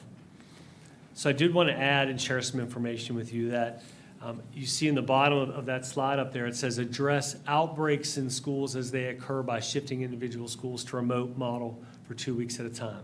So what defines an outbreak? An outbreak in a school is defined as at least 2 confirmed cases of COVID-19 where persons are linked by a common exposure to an ill person, setting, event, and time period. VDH uses the national outbreak definition. So as you can see on the screen, I'm recommending that we proceed with staff return on Monday, that would be November 30th, to prepare for moving to the hybrid model for grades 7 through 12. However, we will temporarily shift students in grades pre-K through 6, EL and self-contained classes to the remote model for that week to allow staff time to evaluate staffing, contact tracing, and other factors that may be affected by Thanksgiving break. For the weeks of November 7th through the 18th, those grades would return to the hybrid model. You mean Then- December 7th. Yes, December 7th. Gotcha. When we return from winter break on January 4th, staff will begin in person, but students in pre-K 6, EL, and self-contained will temporarily return to the remote model. Again, this will allow us to evaluate staffing, contact tracing, and other factors that may shift while we're closed. So as you can see, we knew back in July this was going to be a challenge. We knew this November, December window would be tough when it comes to that. We did want to make sure that we moved forward with some proactive strategies to give ourselves time to review staffing before we bring students back. Next, on January 11th, we will resume pre-K through 6, EL and self-contained, if the metrics allow, and bring one of the identified grade levels in as well. That will also depend on staffing and health metrics. As you can see with the January 19th and February 1st dates on there, we will continue to try to bring additional grades level back to in-person learning. Obviously, that's our goal. We know our kids need to be in school, but we have to make sure that we're ready for it and we have the available staffing and the health metrics we're in a good position to do so. So I do have to stress the importance of our entire community following safe and healthy habits over Thanksgiving is extremely important. We all know about family gatherings and birthday parties and all those types of things and what those things bring. We just ask folks to be responsible, as we know you will be. Please do your part. Thank you, and this concludes our presentation. We're all, and myself, are available for any questions at this time. Are there any additional questions that the board has? I have a question with the staffing. I know that we've talked about in length difficulty in the high school specifically, 9 through 12, with the different schedules and, where there's only one teacher teaching one subject. With the sixth grade back in the elementary or in the middle schools, is there, how are we looking at like the 7th and 8th grade teachers for that staffing? Dr. Vlad, do you want to take that one? I mean, I can lead with, thanks, Dr. Carroll. I can lead with our answer for not bringing back additional groups. The board and the community, we just presented the information related to staff, and we simply can't bring other staff, or other groups of students in because we won't have the staffing to do so. Our elementary teachers, our sixth grade teachers, we're still short about 30-some paraeducators on top of not having available subs. Our principals and assistant principals are covering classes, and we've had to cancel classes. So we simply can't bring in an additional grade level this time. Is there anything else you'd like to add? Certainly, Dr. Shandor, we have worked, we have worked through those schedules, and that's certainly the case where we found out that we would continue to experience shortages at the additional grade levels at the middle school level. Is there any way to utilize volunteers, or is that a liability if we would utilize volunteers to help with that? So when we put adults in front of kids, we want to make sure to conduct a background check. We have a process in place. We welcome, anyone that's viewing us tonight, apply tonight, apply tomorrow morning. We are going to expedite our processing. We're going to expedite our background checks. We do have to go through those processes. We monitor those applications on a regular basis. And so again, this is a call to folks watching. Please apply as soon as possible if you intend to be in our schools. So it appears that your recommendation, Dr. Shandor, still falls in line with our resolution that we passed early on in the school year. So there's really no need for a vote because we're continuing to keep the students we have in school, to try to bring back the ones as we can bring back based on the metrics and that sort of thing as quickly as we can. And if we can't, it's being flexible the whole time. So is the board, everybody in agreement with that? I mean, that with the recommendation of the superintendent? Because there's really, it still follows through with our original resolution. And that builds in like the week after Thanksgiving and Christmas or winter break, like with the sort of an independent quarantine built in, right? Right. Yeah, Well, being flexible, I think is what you It said. does. That's built in, but more importantly, when we do come back from both of those breaks, our lead nurse and Ms. Parr, who do a lot of this work around contact tracing, will have time when they come back to review, so we can make sure the following week when we bring kids back to the building that we're adequately staffed. I think it's a good balance. It's prudent, but as you said, we're still preparing and remaining flexible.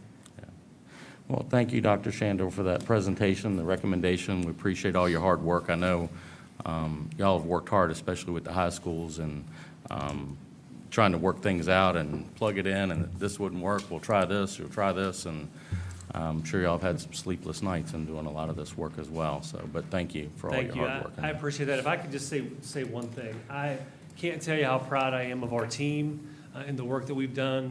And not just the team in this building. Our principals and our assistant principals have been amazing through this whole thing. As you could imagine, they've had put on many hats through this thing. And I couldn't be more proud of them. I am incredibly proud of our teachers. I am blown away by their patience level. I can't say enough about the wonderful job they've done with our kids. I know that this is difficult. It's difficult for the kids, it's difficult for our families and our community, but I can't say enough about our teachers. They have done truly an amazing job. So we're all fortunate. I have 3 kids in the school system, and I'm very thankful that the teachers are working with my own kids. So thank you. And yes, they are. Thank you, Dr. Shandor. We do appreciate our teachers. So now we're going to move into our public participation at board meetings, our citizen comment period. I will call up anyone who signed up to speak. We have 2 opportunities to speak this evening. The first is for general topics, and the second is for specifically relating to comments regarding the capital improvements program and the operating budget. The school board provides public comment period for the public to comment on topics that are germane to the business of the school board. The school board expects that each speaker will be courteous, modeling for our students on how one can respectfully disagree with others' views. We ask that the speakers address their comments to the entire school board, not to one individual board member, nor to the superintendent, a staff member, or the audience. Speakers will present their comments from the podium, and each speaker may speak for up to 3 minutes. There's a timer visible to the speakers from the podium, and speakers should conclude their remarks when the red light on the podium comes on. The timer will begin after you state your name and address. And relating to safety measures for COVID-19, we're practicing social distancing this evening and have implemented several changes relating to citizen comments. We're providing individual sign-up sheets and pens for each speaker. We're cleaning the podium area after each speaker, so I won't call you up until it looks like the podium is clean. And we ask that you speak loudly, as there's a safety shield that may muffle your voice, so just speak as loudly and clearly as you can. So we're going to move into our citizen comment period. It appears that we have 3 individuals signed up to speak, and we'll start with Delilah Johnson. If you just state your name and address and then speak, please. Delilah Johnson, 216 Ashton Drive.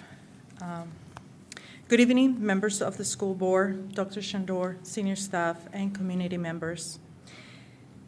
I want to thank you for the reusable gloves, staff, teachers, parents, and others. We appreciate your recognition that we need PPE to protect staff and students. Elementary teachers have received plexiglass partitions as an added layer of protection between students and staff. It's appreciated. COVID is not a joke. The stress is real. The emotions are real. We do know how the virus is spread, but it's unknown of just how a person will respond to the virus. It is unknown if an exposure will cause lifetime-threatening situation or even what long-term implications are.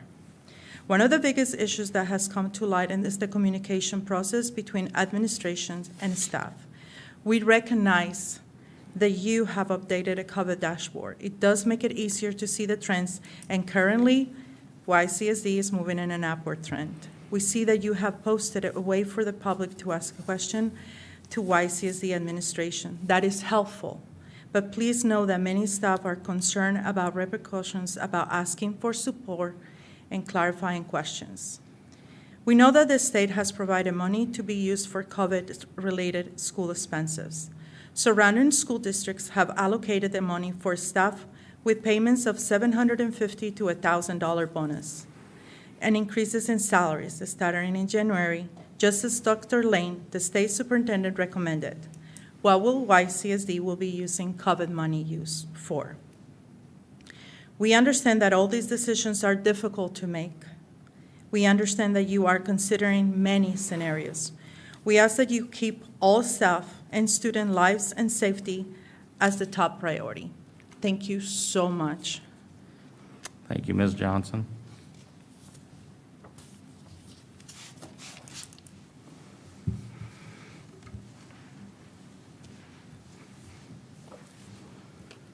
And our next speaker this evening is Robert Ross.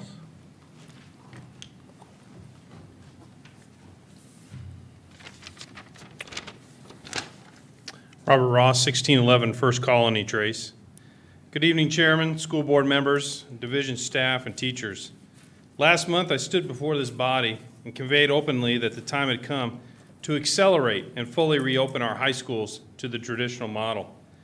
For my children, the traditional model promotes best their mental, emotional, and social skills that are essential to optimal growth and young adult development.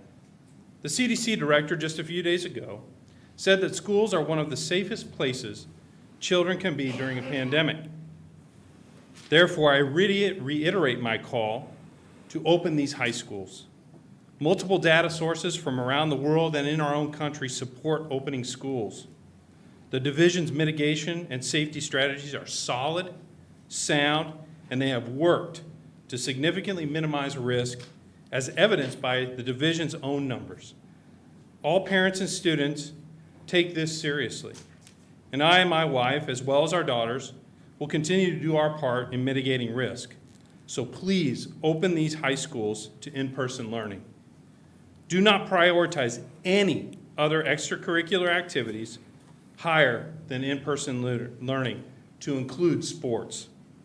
Finally, what does this district need from me and my wife that will contribute to getting our daughters back full-time in school? I will chaperone a classroom as a teacher's aide, so a teacher who has opted for remote teaching can still teach a class. I will volunteer to be part of the study hall, to chaperone and staff that. I will do whatever it takes to help my daughters return to school. I am committed to getting them back full-time. Please, we need to move forward in spite of this virus. For the sake of our children, they are watching us. Thank you very much. Thank you, Mr. Ross, and please sign up to be a teacher or substitute, please. Thank you. Appreciate you coming to comment. And our next speaker, Melissa Wade. Okay. And that's the last speaker we have for general comments. So seeing there are no others, we're going to close this public comment for general comments. And we're going to open the next public participation for our public forum on goals and objectives for our FY22 budget. So Dr. Shandor, did you have anything you'd like to share before we start on that? I do, thank you, Mr. Richardson. I'm going to ask our Chief Financial Officer, Mr. Bill Bowen, if he'll please come to the podium and provide some information. Mr. Bowen? Thank you, Dr. Shandor. Mr. Richardson, members of the board, this evening's public forum is an opportunity for the public to comment and provide their priorities and input on the FY22 CIP and operating budget. Earlier this month, Dr. Carroll and Mr. Shearhart presented the facilities master plan, and it's that document that we use as the foundation of the superintendent's proposed CIP, which will be presented December 7th at the December 7th work session. On the operating budget, right now we're just waiting for the governor to release his amendments to the FY21 and FY22 budgets. Two things we're looking at real closely here. First, for the FY21, we'll be looking for the ADM hold harmless provision, which, if approved, will close about a $4.3 million budget gap for us. The second item is for FY22, and that will be for compensation for our staff. As you know, this was a priority in last year's budget, but because of the reductions in state funding and local funding, we had to pull that off the table. I know it's a priority for the board members. We know it's a priority of the superintendent and staff, so we're doing everything we can to put that back in for next fiscal year. So while we're waiting for the governor's budget to be released, there's a couple of things that we're doing in the meantime. Some of the things have already occurred. Earlier this month, Dr. Shandor led 2 virtual community budget meetings. We also held meetings with two-on-twos with our board members. Just today, our school administrators submitted their requests for FY22, and next week, the directors and leadership team will follow with their requests. And then over the next month, the executive leadership team will be reviewing and prioritizing these requests and aligning them with the available funding that we have. And that's my comments this evening. I do have one question. The short session they're going to have, I think it's this month coming up in December. Is that correct? They're going to have a short session, then it comes back in January? So they've completed the special session. And They already completed. And they've signed, the governor signed the amendments in the special session, and then they'll reconvene again in January for the short session, which always occurs in that second year of the biennium. Okay, gotcha. It gets confusing when they do things different in different years, so. All right, thank you. All right, is that it?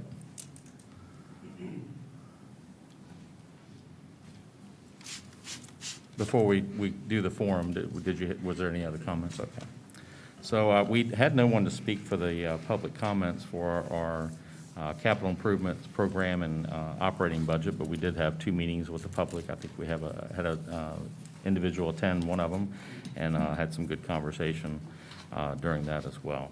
But seeing there are no other speakers tonight for that forum, we're going to close that public forum, and we're going to move ahead to our matters by board members. So we're going to start with Mr. Higginbotham. Sure. I wrote down some of my thoughts because I didn't want to forget anything.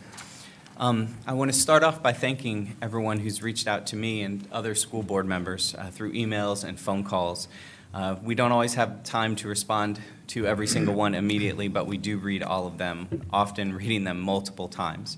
We appreciate hearing your thoughts, concerns, opinions, ideas, and constructive criticism. We all know and agree the best way for students to learn is to be present in a classroom with a highly trained teacher providing differentiated instruction to the strengths of all the students in the classroom. The teachers are working just as hard, if not harder, than other years to provide the best instruction they can, whether it's in person, and hybrid, and virtual. The teachers have health concerns, families, children of their own with hybrid schedules and daycare difficulties, and they have responsibilities like others, and they should be uplifted for their efforts and their dedication. I would like nothing more than to have my own children in school 5 days a week. I teach in a neighboring school division, and I want to teach my students in person. It's easier to teach in person. In order to do that, we follow guidelines given to us by the CDC, the World Health Organization, the VDOE, the VDH, Peninsula Health District, and others. The guidelines are meant to help division leaders devise safe plans for students and staff to return to the classrooms, and that's what we've been diligently working on so far this year. I understand that the unknown can be frustrating. I feel it, my own children feel it, my wife who teaches in York County feels it too. It isn't just students and staff that follow these guidelines. The community must work together to meet the goals of getting students in the building, and we've seen that too. The CDC recommends hybrid learning settings and updated their recommendations on their website just this last week, which include continuing mask wearing indoors and outdoors, sometimes even when 6-foot distancing can be kept. They encourage good hygiene, washing your hands often, using hand sanitizer. The head of the CDC even stated that students are better served in schools and they're safe there, as we have seen thus far without the evidence of community spread in our schools. But he also said that spread occurs while traveling and at family gatherings, which are pretty typical this time of the year as the holidays approach. He recommended against these things, and we can't pick and choose which guidelines we follow. We need to work together to curb the possible spread. The more we work together, the easier it will be to return to a normal way of life in school. If you choose to not follow CDC guidelines and you travel and have family and friends over for Thanksgiving, Christmas, winter celebrations, please consider a self-quarantine for the safety of yourself and others. Our schools are working harder than ever to provide for your children, and they are going to continue to do so. We all play a part in that process, whether directly or indirectly. And I want to wish everyone a happy and healthy Thanksgiving. I hope you find peace and relaxation, and we can continue the hard work of educating the children in York County with energy and enthusiasm when we return. Thank you. Thank you, Mr. Higginbotham, for that. And Mr. Schaefer. Thanks, Brett. I get to follow that. Sorry. No, I'd first like to thank our teachers, our parents, our administration, and even our students for all the hard work they did during the first quarter to make it a successful one. And I think that everyone is working very, very hard, and things are getting accomplished. And speaking of that, I had to work hard not to go into my middle school during the first week of 6th grade being back. So I gave them a week, and I went last Monday. And I spent the afternoon at Queens Lake Middle School. I visited every one of the 6th grade classes, and the teachers were just so happy to have kids back in the building. The kids were so happy to be back in the building. The administrators, Jennifer Goodwin was just on cloud 9 going around because she is a very relational principal, and she now knows all the names of her 6th graders that she didn't know the week before. These are kids that had never been in middle school before. So imagine their trepidation just coming in, okay? But then after the first week, hey, they are seasoned, they are ready, and they have adjusted well. I went into classes that did some innovative things. They are having a teacher working virtually with the class at home, along with the class in the classroom, just like the elementary schools are, and it's being a success. I even had one teacher that was immunocompromised, couldn't actually teach in person in the school. And as it turns out, it was a teacher that was two of my sons, their favorite teacher in all of Queens Lake when they were there. So he has a following. He was able to connect with those kids while he was online. There was a para in the class assisting. Okay, so you had the teacher on the screen. The kids were totally engaged, and this is sixth grade math. Okay, I mean, it's not one that you would think would be the most engaging, but they did a wonderful job of coordination between the teacher and the para to make sure that the learning was taking place. All in all, my experience at Queens Lake after the first week was just nothing short of phenomenal. And I just give kudos to that whole team over there. Thanks. All right, thank you, Mr. Schaefer, for that report. And Ms. Gerlitz? Yes. So I also wanted to say thank you to everyone who made comments tonight, and to those who've sent emails. If they're not comfortable coming here in person, again, we read the emails, we share them between board members. It gives us good perspective on what people are going through, whether it's a staff member, a family, a student. So again, I thank you very much for sending those. I know there's strong views on every single side, and this isn't a situation where everybody can be happy. I know for me, this is a situation where we're between a rock and a rock. When we look at the dates and we look at a plan for bringing students back, the dates don't make me happy. I've been very honest about that, but I know that there's nothing we can do with this situation. If we don't have the staff, we can't bring those kids back. And I also have shared, just like Mr. Rosh did, that if it means I've got to come in and supervise classrooms, I'm willing to do that, if that's what it takes to get kids back in the building. And again, I think this entire board agrees that we want the kids back in the building as soon as we can, but we want to make sure we're doing it in a safe way. I was able to attend the Special Education Advisory Council meeting this past week, and I'm just super grateful that we have a group of parents that are that passionate, not just about their kids' education, but about every student in the division. So it's just very refreshing to be on that meeting and just to see the questions that they're asking, the answers that they're getting. So I'm super grateful to be a part of that. I know Seaford and York Elementary are doing scarecrow contests, so if you drive around neighborhoods, you're seeing amazing scarecrows out, and I was able to be a judge for the ones at York Elementary, so that was really fun. And I just really give kudos to the staff and volunteers and parents that are just trying to keep that spirit going, the connection going. It's just really great to see, and I'm glad to be able to be a part of that. So again, I just want to thank everybody for working so hard during these crazy times. I know my teacher friends are feeling it, but again, they're called to this profession, and they just want to do what's right for their kids. So again, just stay the course, everybody, and have a great Thanksgiving. All right, thank you. And Mr. Mai?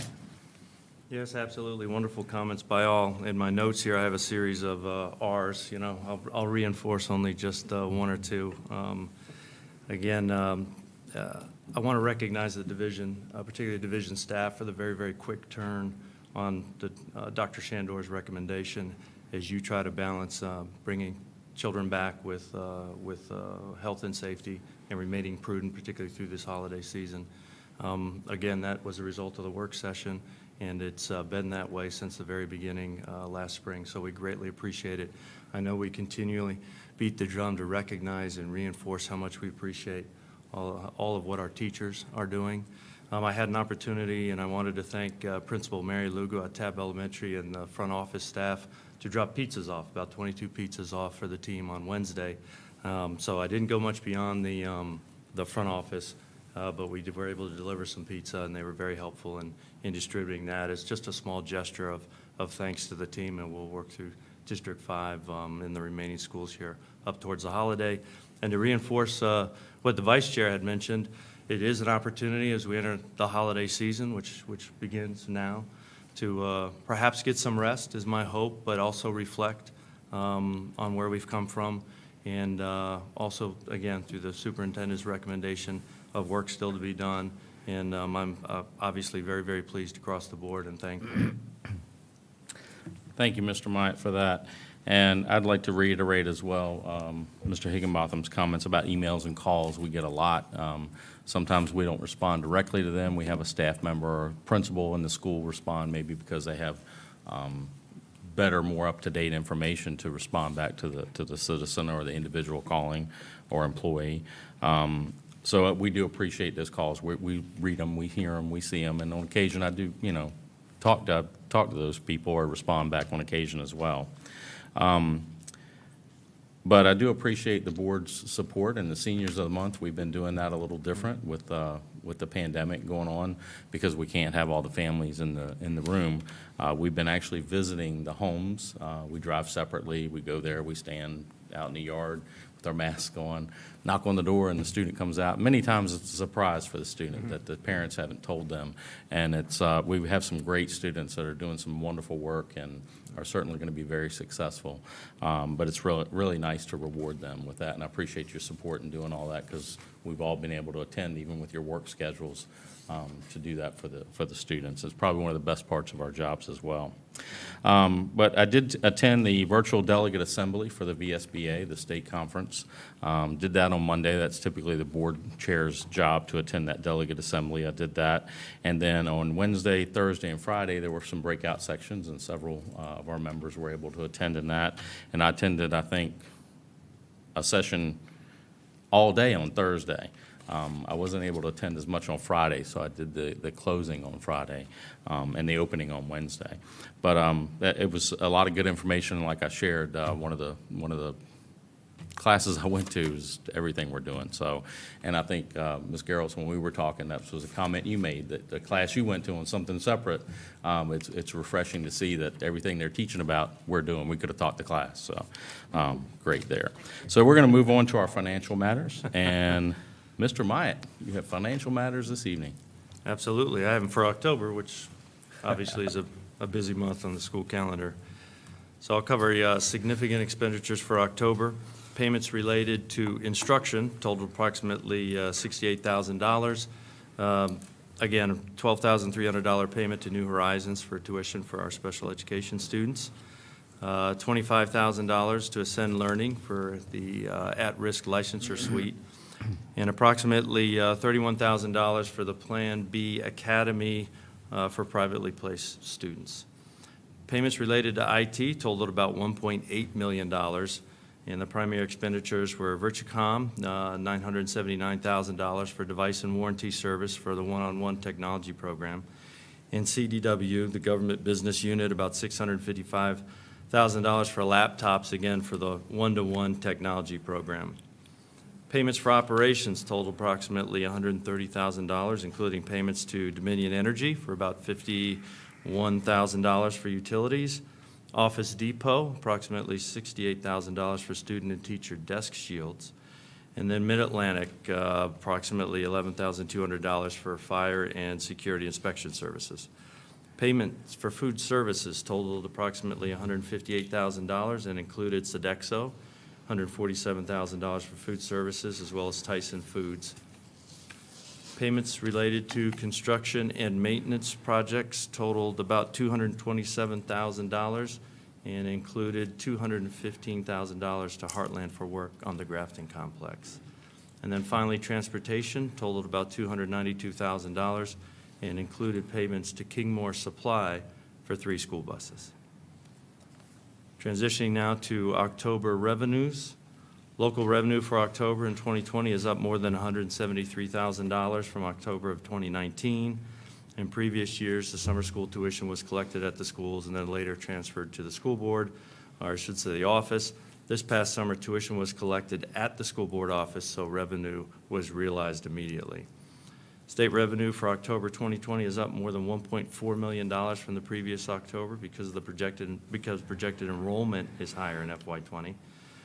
It's important to note that the actual enrollment is about 800 students less than was budgeted. However, the state will continue to fund school divisions on the projected enrollment until the General Assembly convenes and makes a final decision in January of 2021. State sales tax is about $220,000 higher in October of 2020. In August, again, the state revised projected sales tax revenues downward from last year, which resulted in less revenue for the school division. However, in a special session with the General Assembly, the state provided supplemental funding to hold school divisions harmless on the loss of the sales tax revenues, as Mr. Bowen mentioned. October expenditures for instruction and transportation operations have decreased when compared to 19, and again, this is a result, obviously, of school closures and a temporary hiring freeze due to the actual decrease in enrollment. And also, October expenditures for IT have increased by about $2.5 million in total from 2019. There are significant changes to the food service budget. Local food service revenue for October is down more than $480,000 when compared to October 19, and that's again with students not being charged for meals. However, federal revenue has increased by about $280,000 over the same period because of the USDA's decision to cover the cost of all meals, and this trend will continue through the 30th of June next year. Food service expenditures for 2020 have increased $34,000 when compared to 19 because the school division provided meals again, as we know, throughout the summer. And there is no procurement resolution for November 2020. And that's it, Mr. Chairman. I move that we approve the financial matters as was listed. Thank you, Mr. Myatt. Is there a second to that motion? Second. All right, is there any other discussion on financial matters? Hearing, seeing none. Ms. Ford, if you'd poll the board, please. Yes. A motion is made by Mr. Myatt and seconded by Mrs. Geralds to approve the financial matters as listed. You may cast your votes. Mr. Myatt? Okay, the motion passed 5-0. Thank you. All right, thank you, Ms. Ford. Now we're going to move into our consent calendar, and we have a short list on the consent calendar. And the listed items are approval of personnel actions, approval of donations in the amount of $5,033.50, and the approval of the minutes for a special meeting for October 12th, 2020, and a regular meeting for October 26th, 2020. Is there anybody that would like to make a motion and a second to approve the consent calendar as listed? I move we approve the consent calendar as listed. All right. Second. Thank you, Mr. Schaefer. Ms. Ford, if you would poll the board. Yes, a motion is made by Mrs. Geralds and seconded by Mr. Schaefer to approve the consent calendar as listed. And board members, you may cast your votes.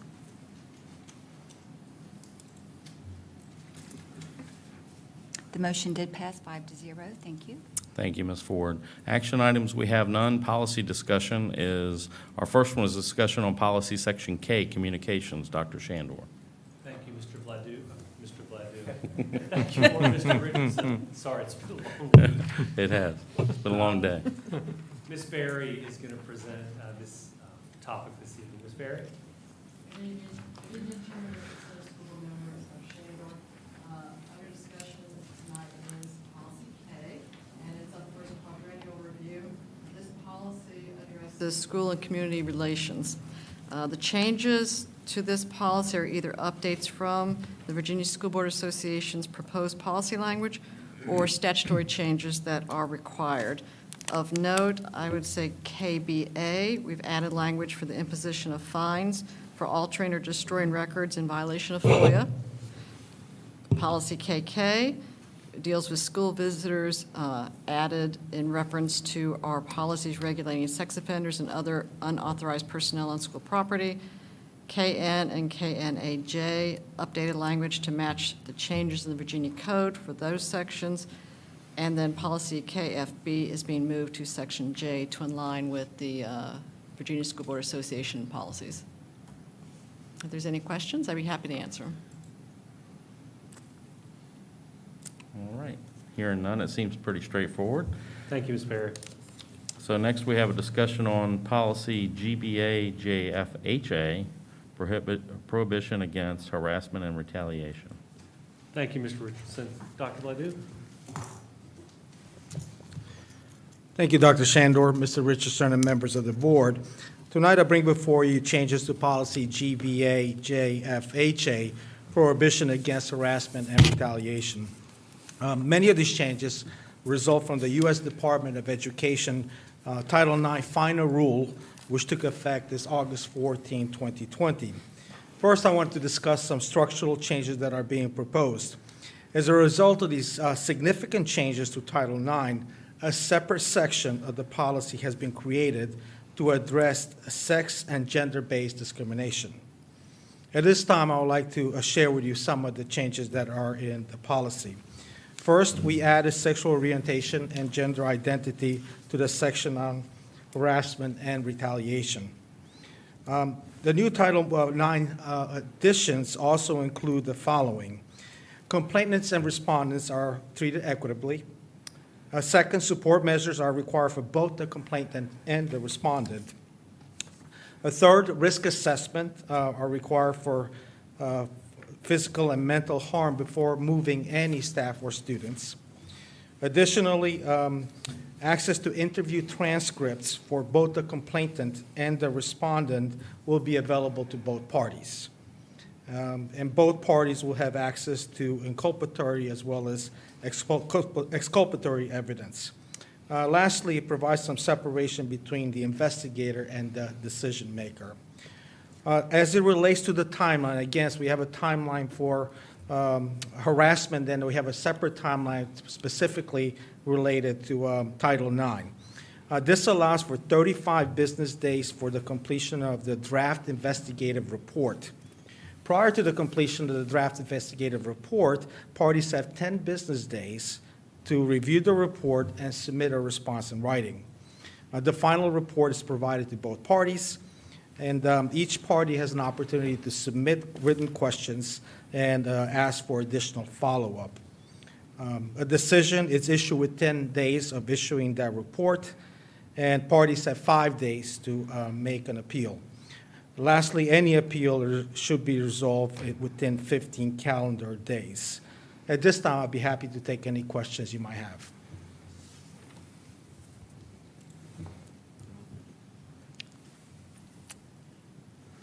Yeah, much of this was discussed at our work session as well, so I think everybody was good so far with any questions they had to ask them, so thank you. Thank you. Thank you, Dr. Ledoux. All right, next we're going to move into our policy first reading where we have none, but policy second reading, look out, we have a bunch. So many of these were, Dr. Shandor, I'll let you move ahead with that. Thank you, Dr. Richardson. Yes, thank you. I'm sorry. Appreciate that. You meant Mr. Vladu. You've been promoted from Mr. Vladu to Dr. Richardson. Hey, Sorry. Give me the pay to go with it, yeah. All right, so we have a number of policies here for second reading. There have been no changes for any of the policies A through F. So, however, so the board could proceed with approval process this evening. However, I do want to talk to the board. I had a conversation with Ms. Berry and Ms. Skinner before the meeting. D, E, and F will most likely be, we will probably receive information related to waivers as we move along. My recommendation tonight would be to go through the process to approve them, and we'll bring back additional adjustments. For the waivers, I Yep. understood. So many of these were discussed again at our work session and Correct. at our last meeting we read, and many of those are legal requirements and to align with VSBA policy and so forth. So before we start, let me just ask, is there any other questions for any of these policies, A through F? All right, hearing none, then we can move through these pretty quickly, but we have to vote on them individually. So we're going to start with the approval of the second reading of revision to policy EBCB, the safety drills. And is there a motion and a second to approve that? Yes, I move to approve policy EBCB on safety drills. I second. All right, Ms. Ford? Yes, a motion was made by Mr. Higginbotham and seconded by Mrs. Geralds to approve policy EBCB. You may cast your votes.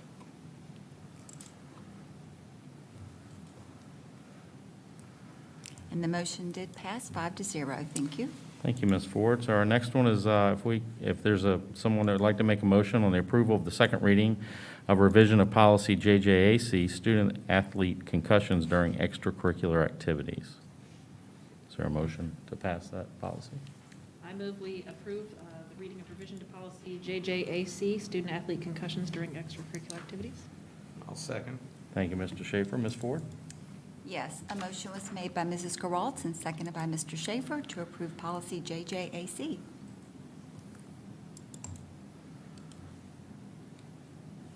The motion passed 5-0. Thank you. Thank you.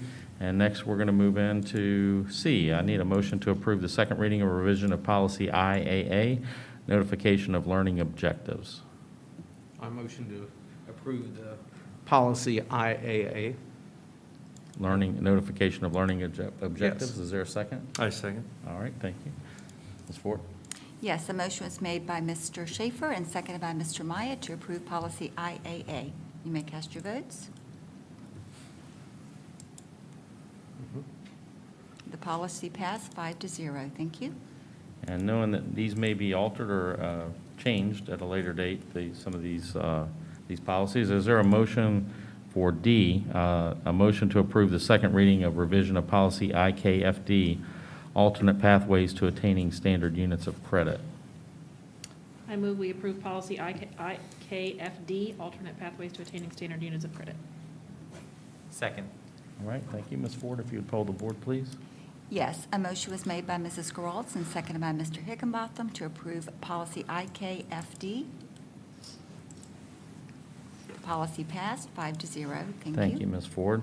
So next, I'll need a motion to approve the second reading of revision of policy IKF, standards of learning, tests, and graduation requirements. I move to approve policy IKF, standards of learning tests and graduation requirements. Second. Oh, okay. All right. Ms. Ford? Yes, a motion was made by Mr. Higginbotham and seconded by Mrs. Geralds to approve policy IKF. Policy passed 5-0. Thank you. All right, and lastly, I need a motion to approve the second reading of revision of policy IKFA, locally awarded verified credits. I make a motion to approve the revision to policy IKFA, locally awarded verified credits. Second. A motion was made by Mr. Schaefer and seconded by Mr. Myatt to approve policy IKFA.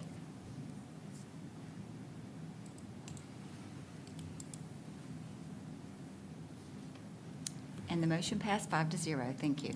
Thank you, Ms. Ford. Well, that was pretty painless then. That wasn't too bad. So we'll move on to the report of the superintendent, and Dr. Shandor, you have the floor. Thank you, Mr. Richardson. I will be quick this evening. Our staff continues to have budget discussions, and we held 2 virtual community budget sessions, as you heard Mr. Bowen talk about earlier, November 10th and November 12th. We also met with county personnel to share information related to the FY22 budget, and our team plans to meet with the county team for a joint work session on December 1st. I will be contacting board members most likely either tomorrow or Monday to have some further discussions related to the joint meeting on the 1st. I know that's going to hit us all right after the break. Yeah. But in closing, I just want to, again, thank all of our staff members and our parents and our students for all the hard work they've put in for this beginning of the school year. It has been a challenge. I hope everyone has a safe and enjoyable Thanksgiving holiday. I hope you have an opportunity to relax and enjoy some quality time with your families. Thank you. Thank you, Dr. Shandor.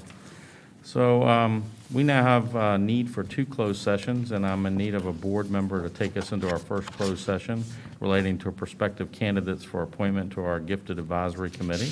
Can I have a motion and a second, please, for that? Sure. I move that the York County School Board convene in closed session for the consideration and discussion regarding prospective candidates for appointment to the Gifted Education Advisory Committee pursuant to Virginia Code Section 2.2-3711, A1 of the Virginia Freedom of Information Act. I apologize if I can interrupt. Is there a way we can do the other closed session first? We have a guest with us this evening, so if we Well, can sure. do, if we can do, thank you. All right. If we can do that one first and then move to Okay. the gifted following that. Absolutely. Thank you. Absolutely. I move that the York County School Board convene in closed session pursuant to Virginia Code 2.2-3711, A3 of the Virginia Freedom of Information Act for discussion or consideration of the disposition of a portion of school board property located near 124 West Queens Drive, Williamsburg, Virginia, 23185, where discussion in an open meeting would adversely affect the bargaining position or negotiating strategy of the public body. All right, is there a second? Second. Thank you. Ms. Ford, if you'd poll the board, please. A motion was made by Mrs. Geralds and seconded by Mr. Higginbotham for the board to meet in closed session. You may cast your votes.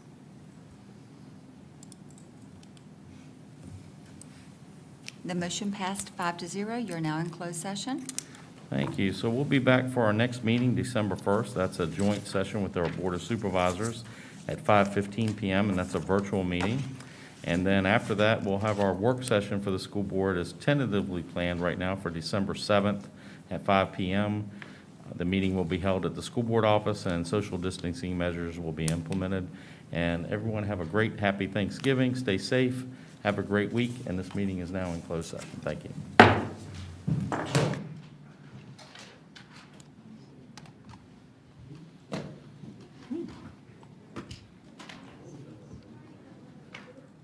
We can log out, can't we?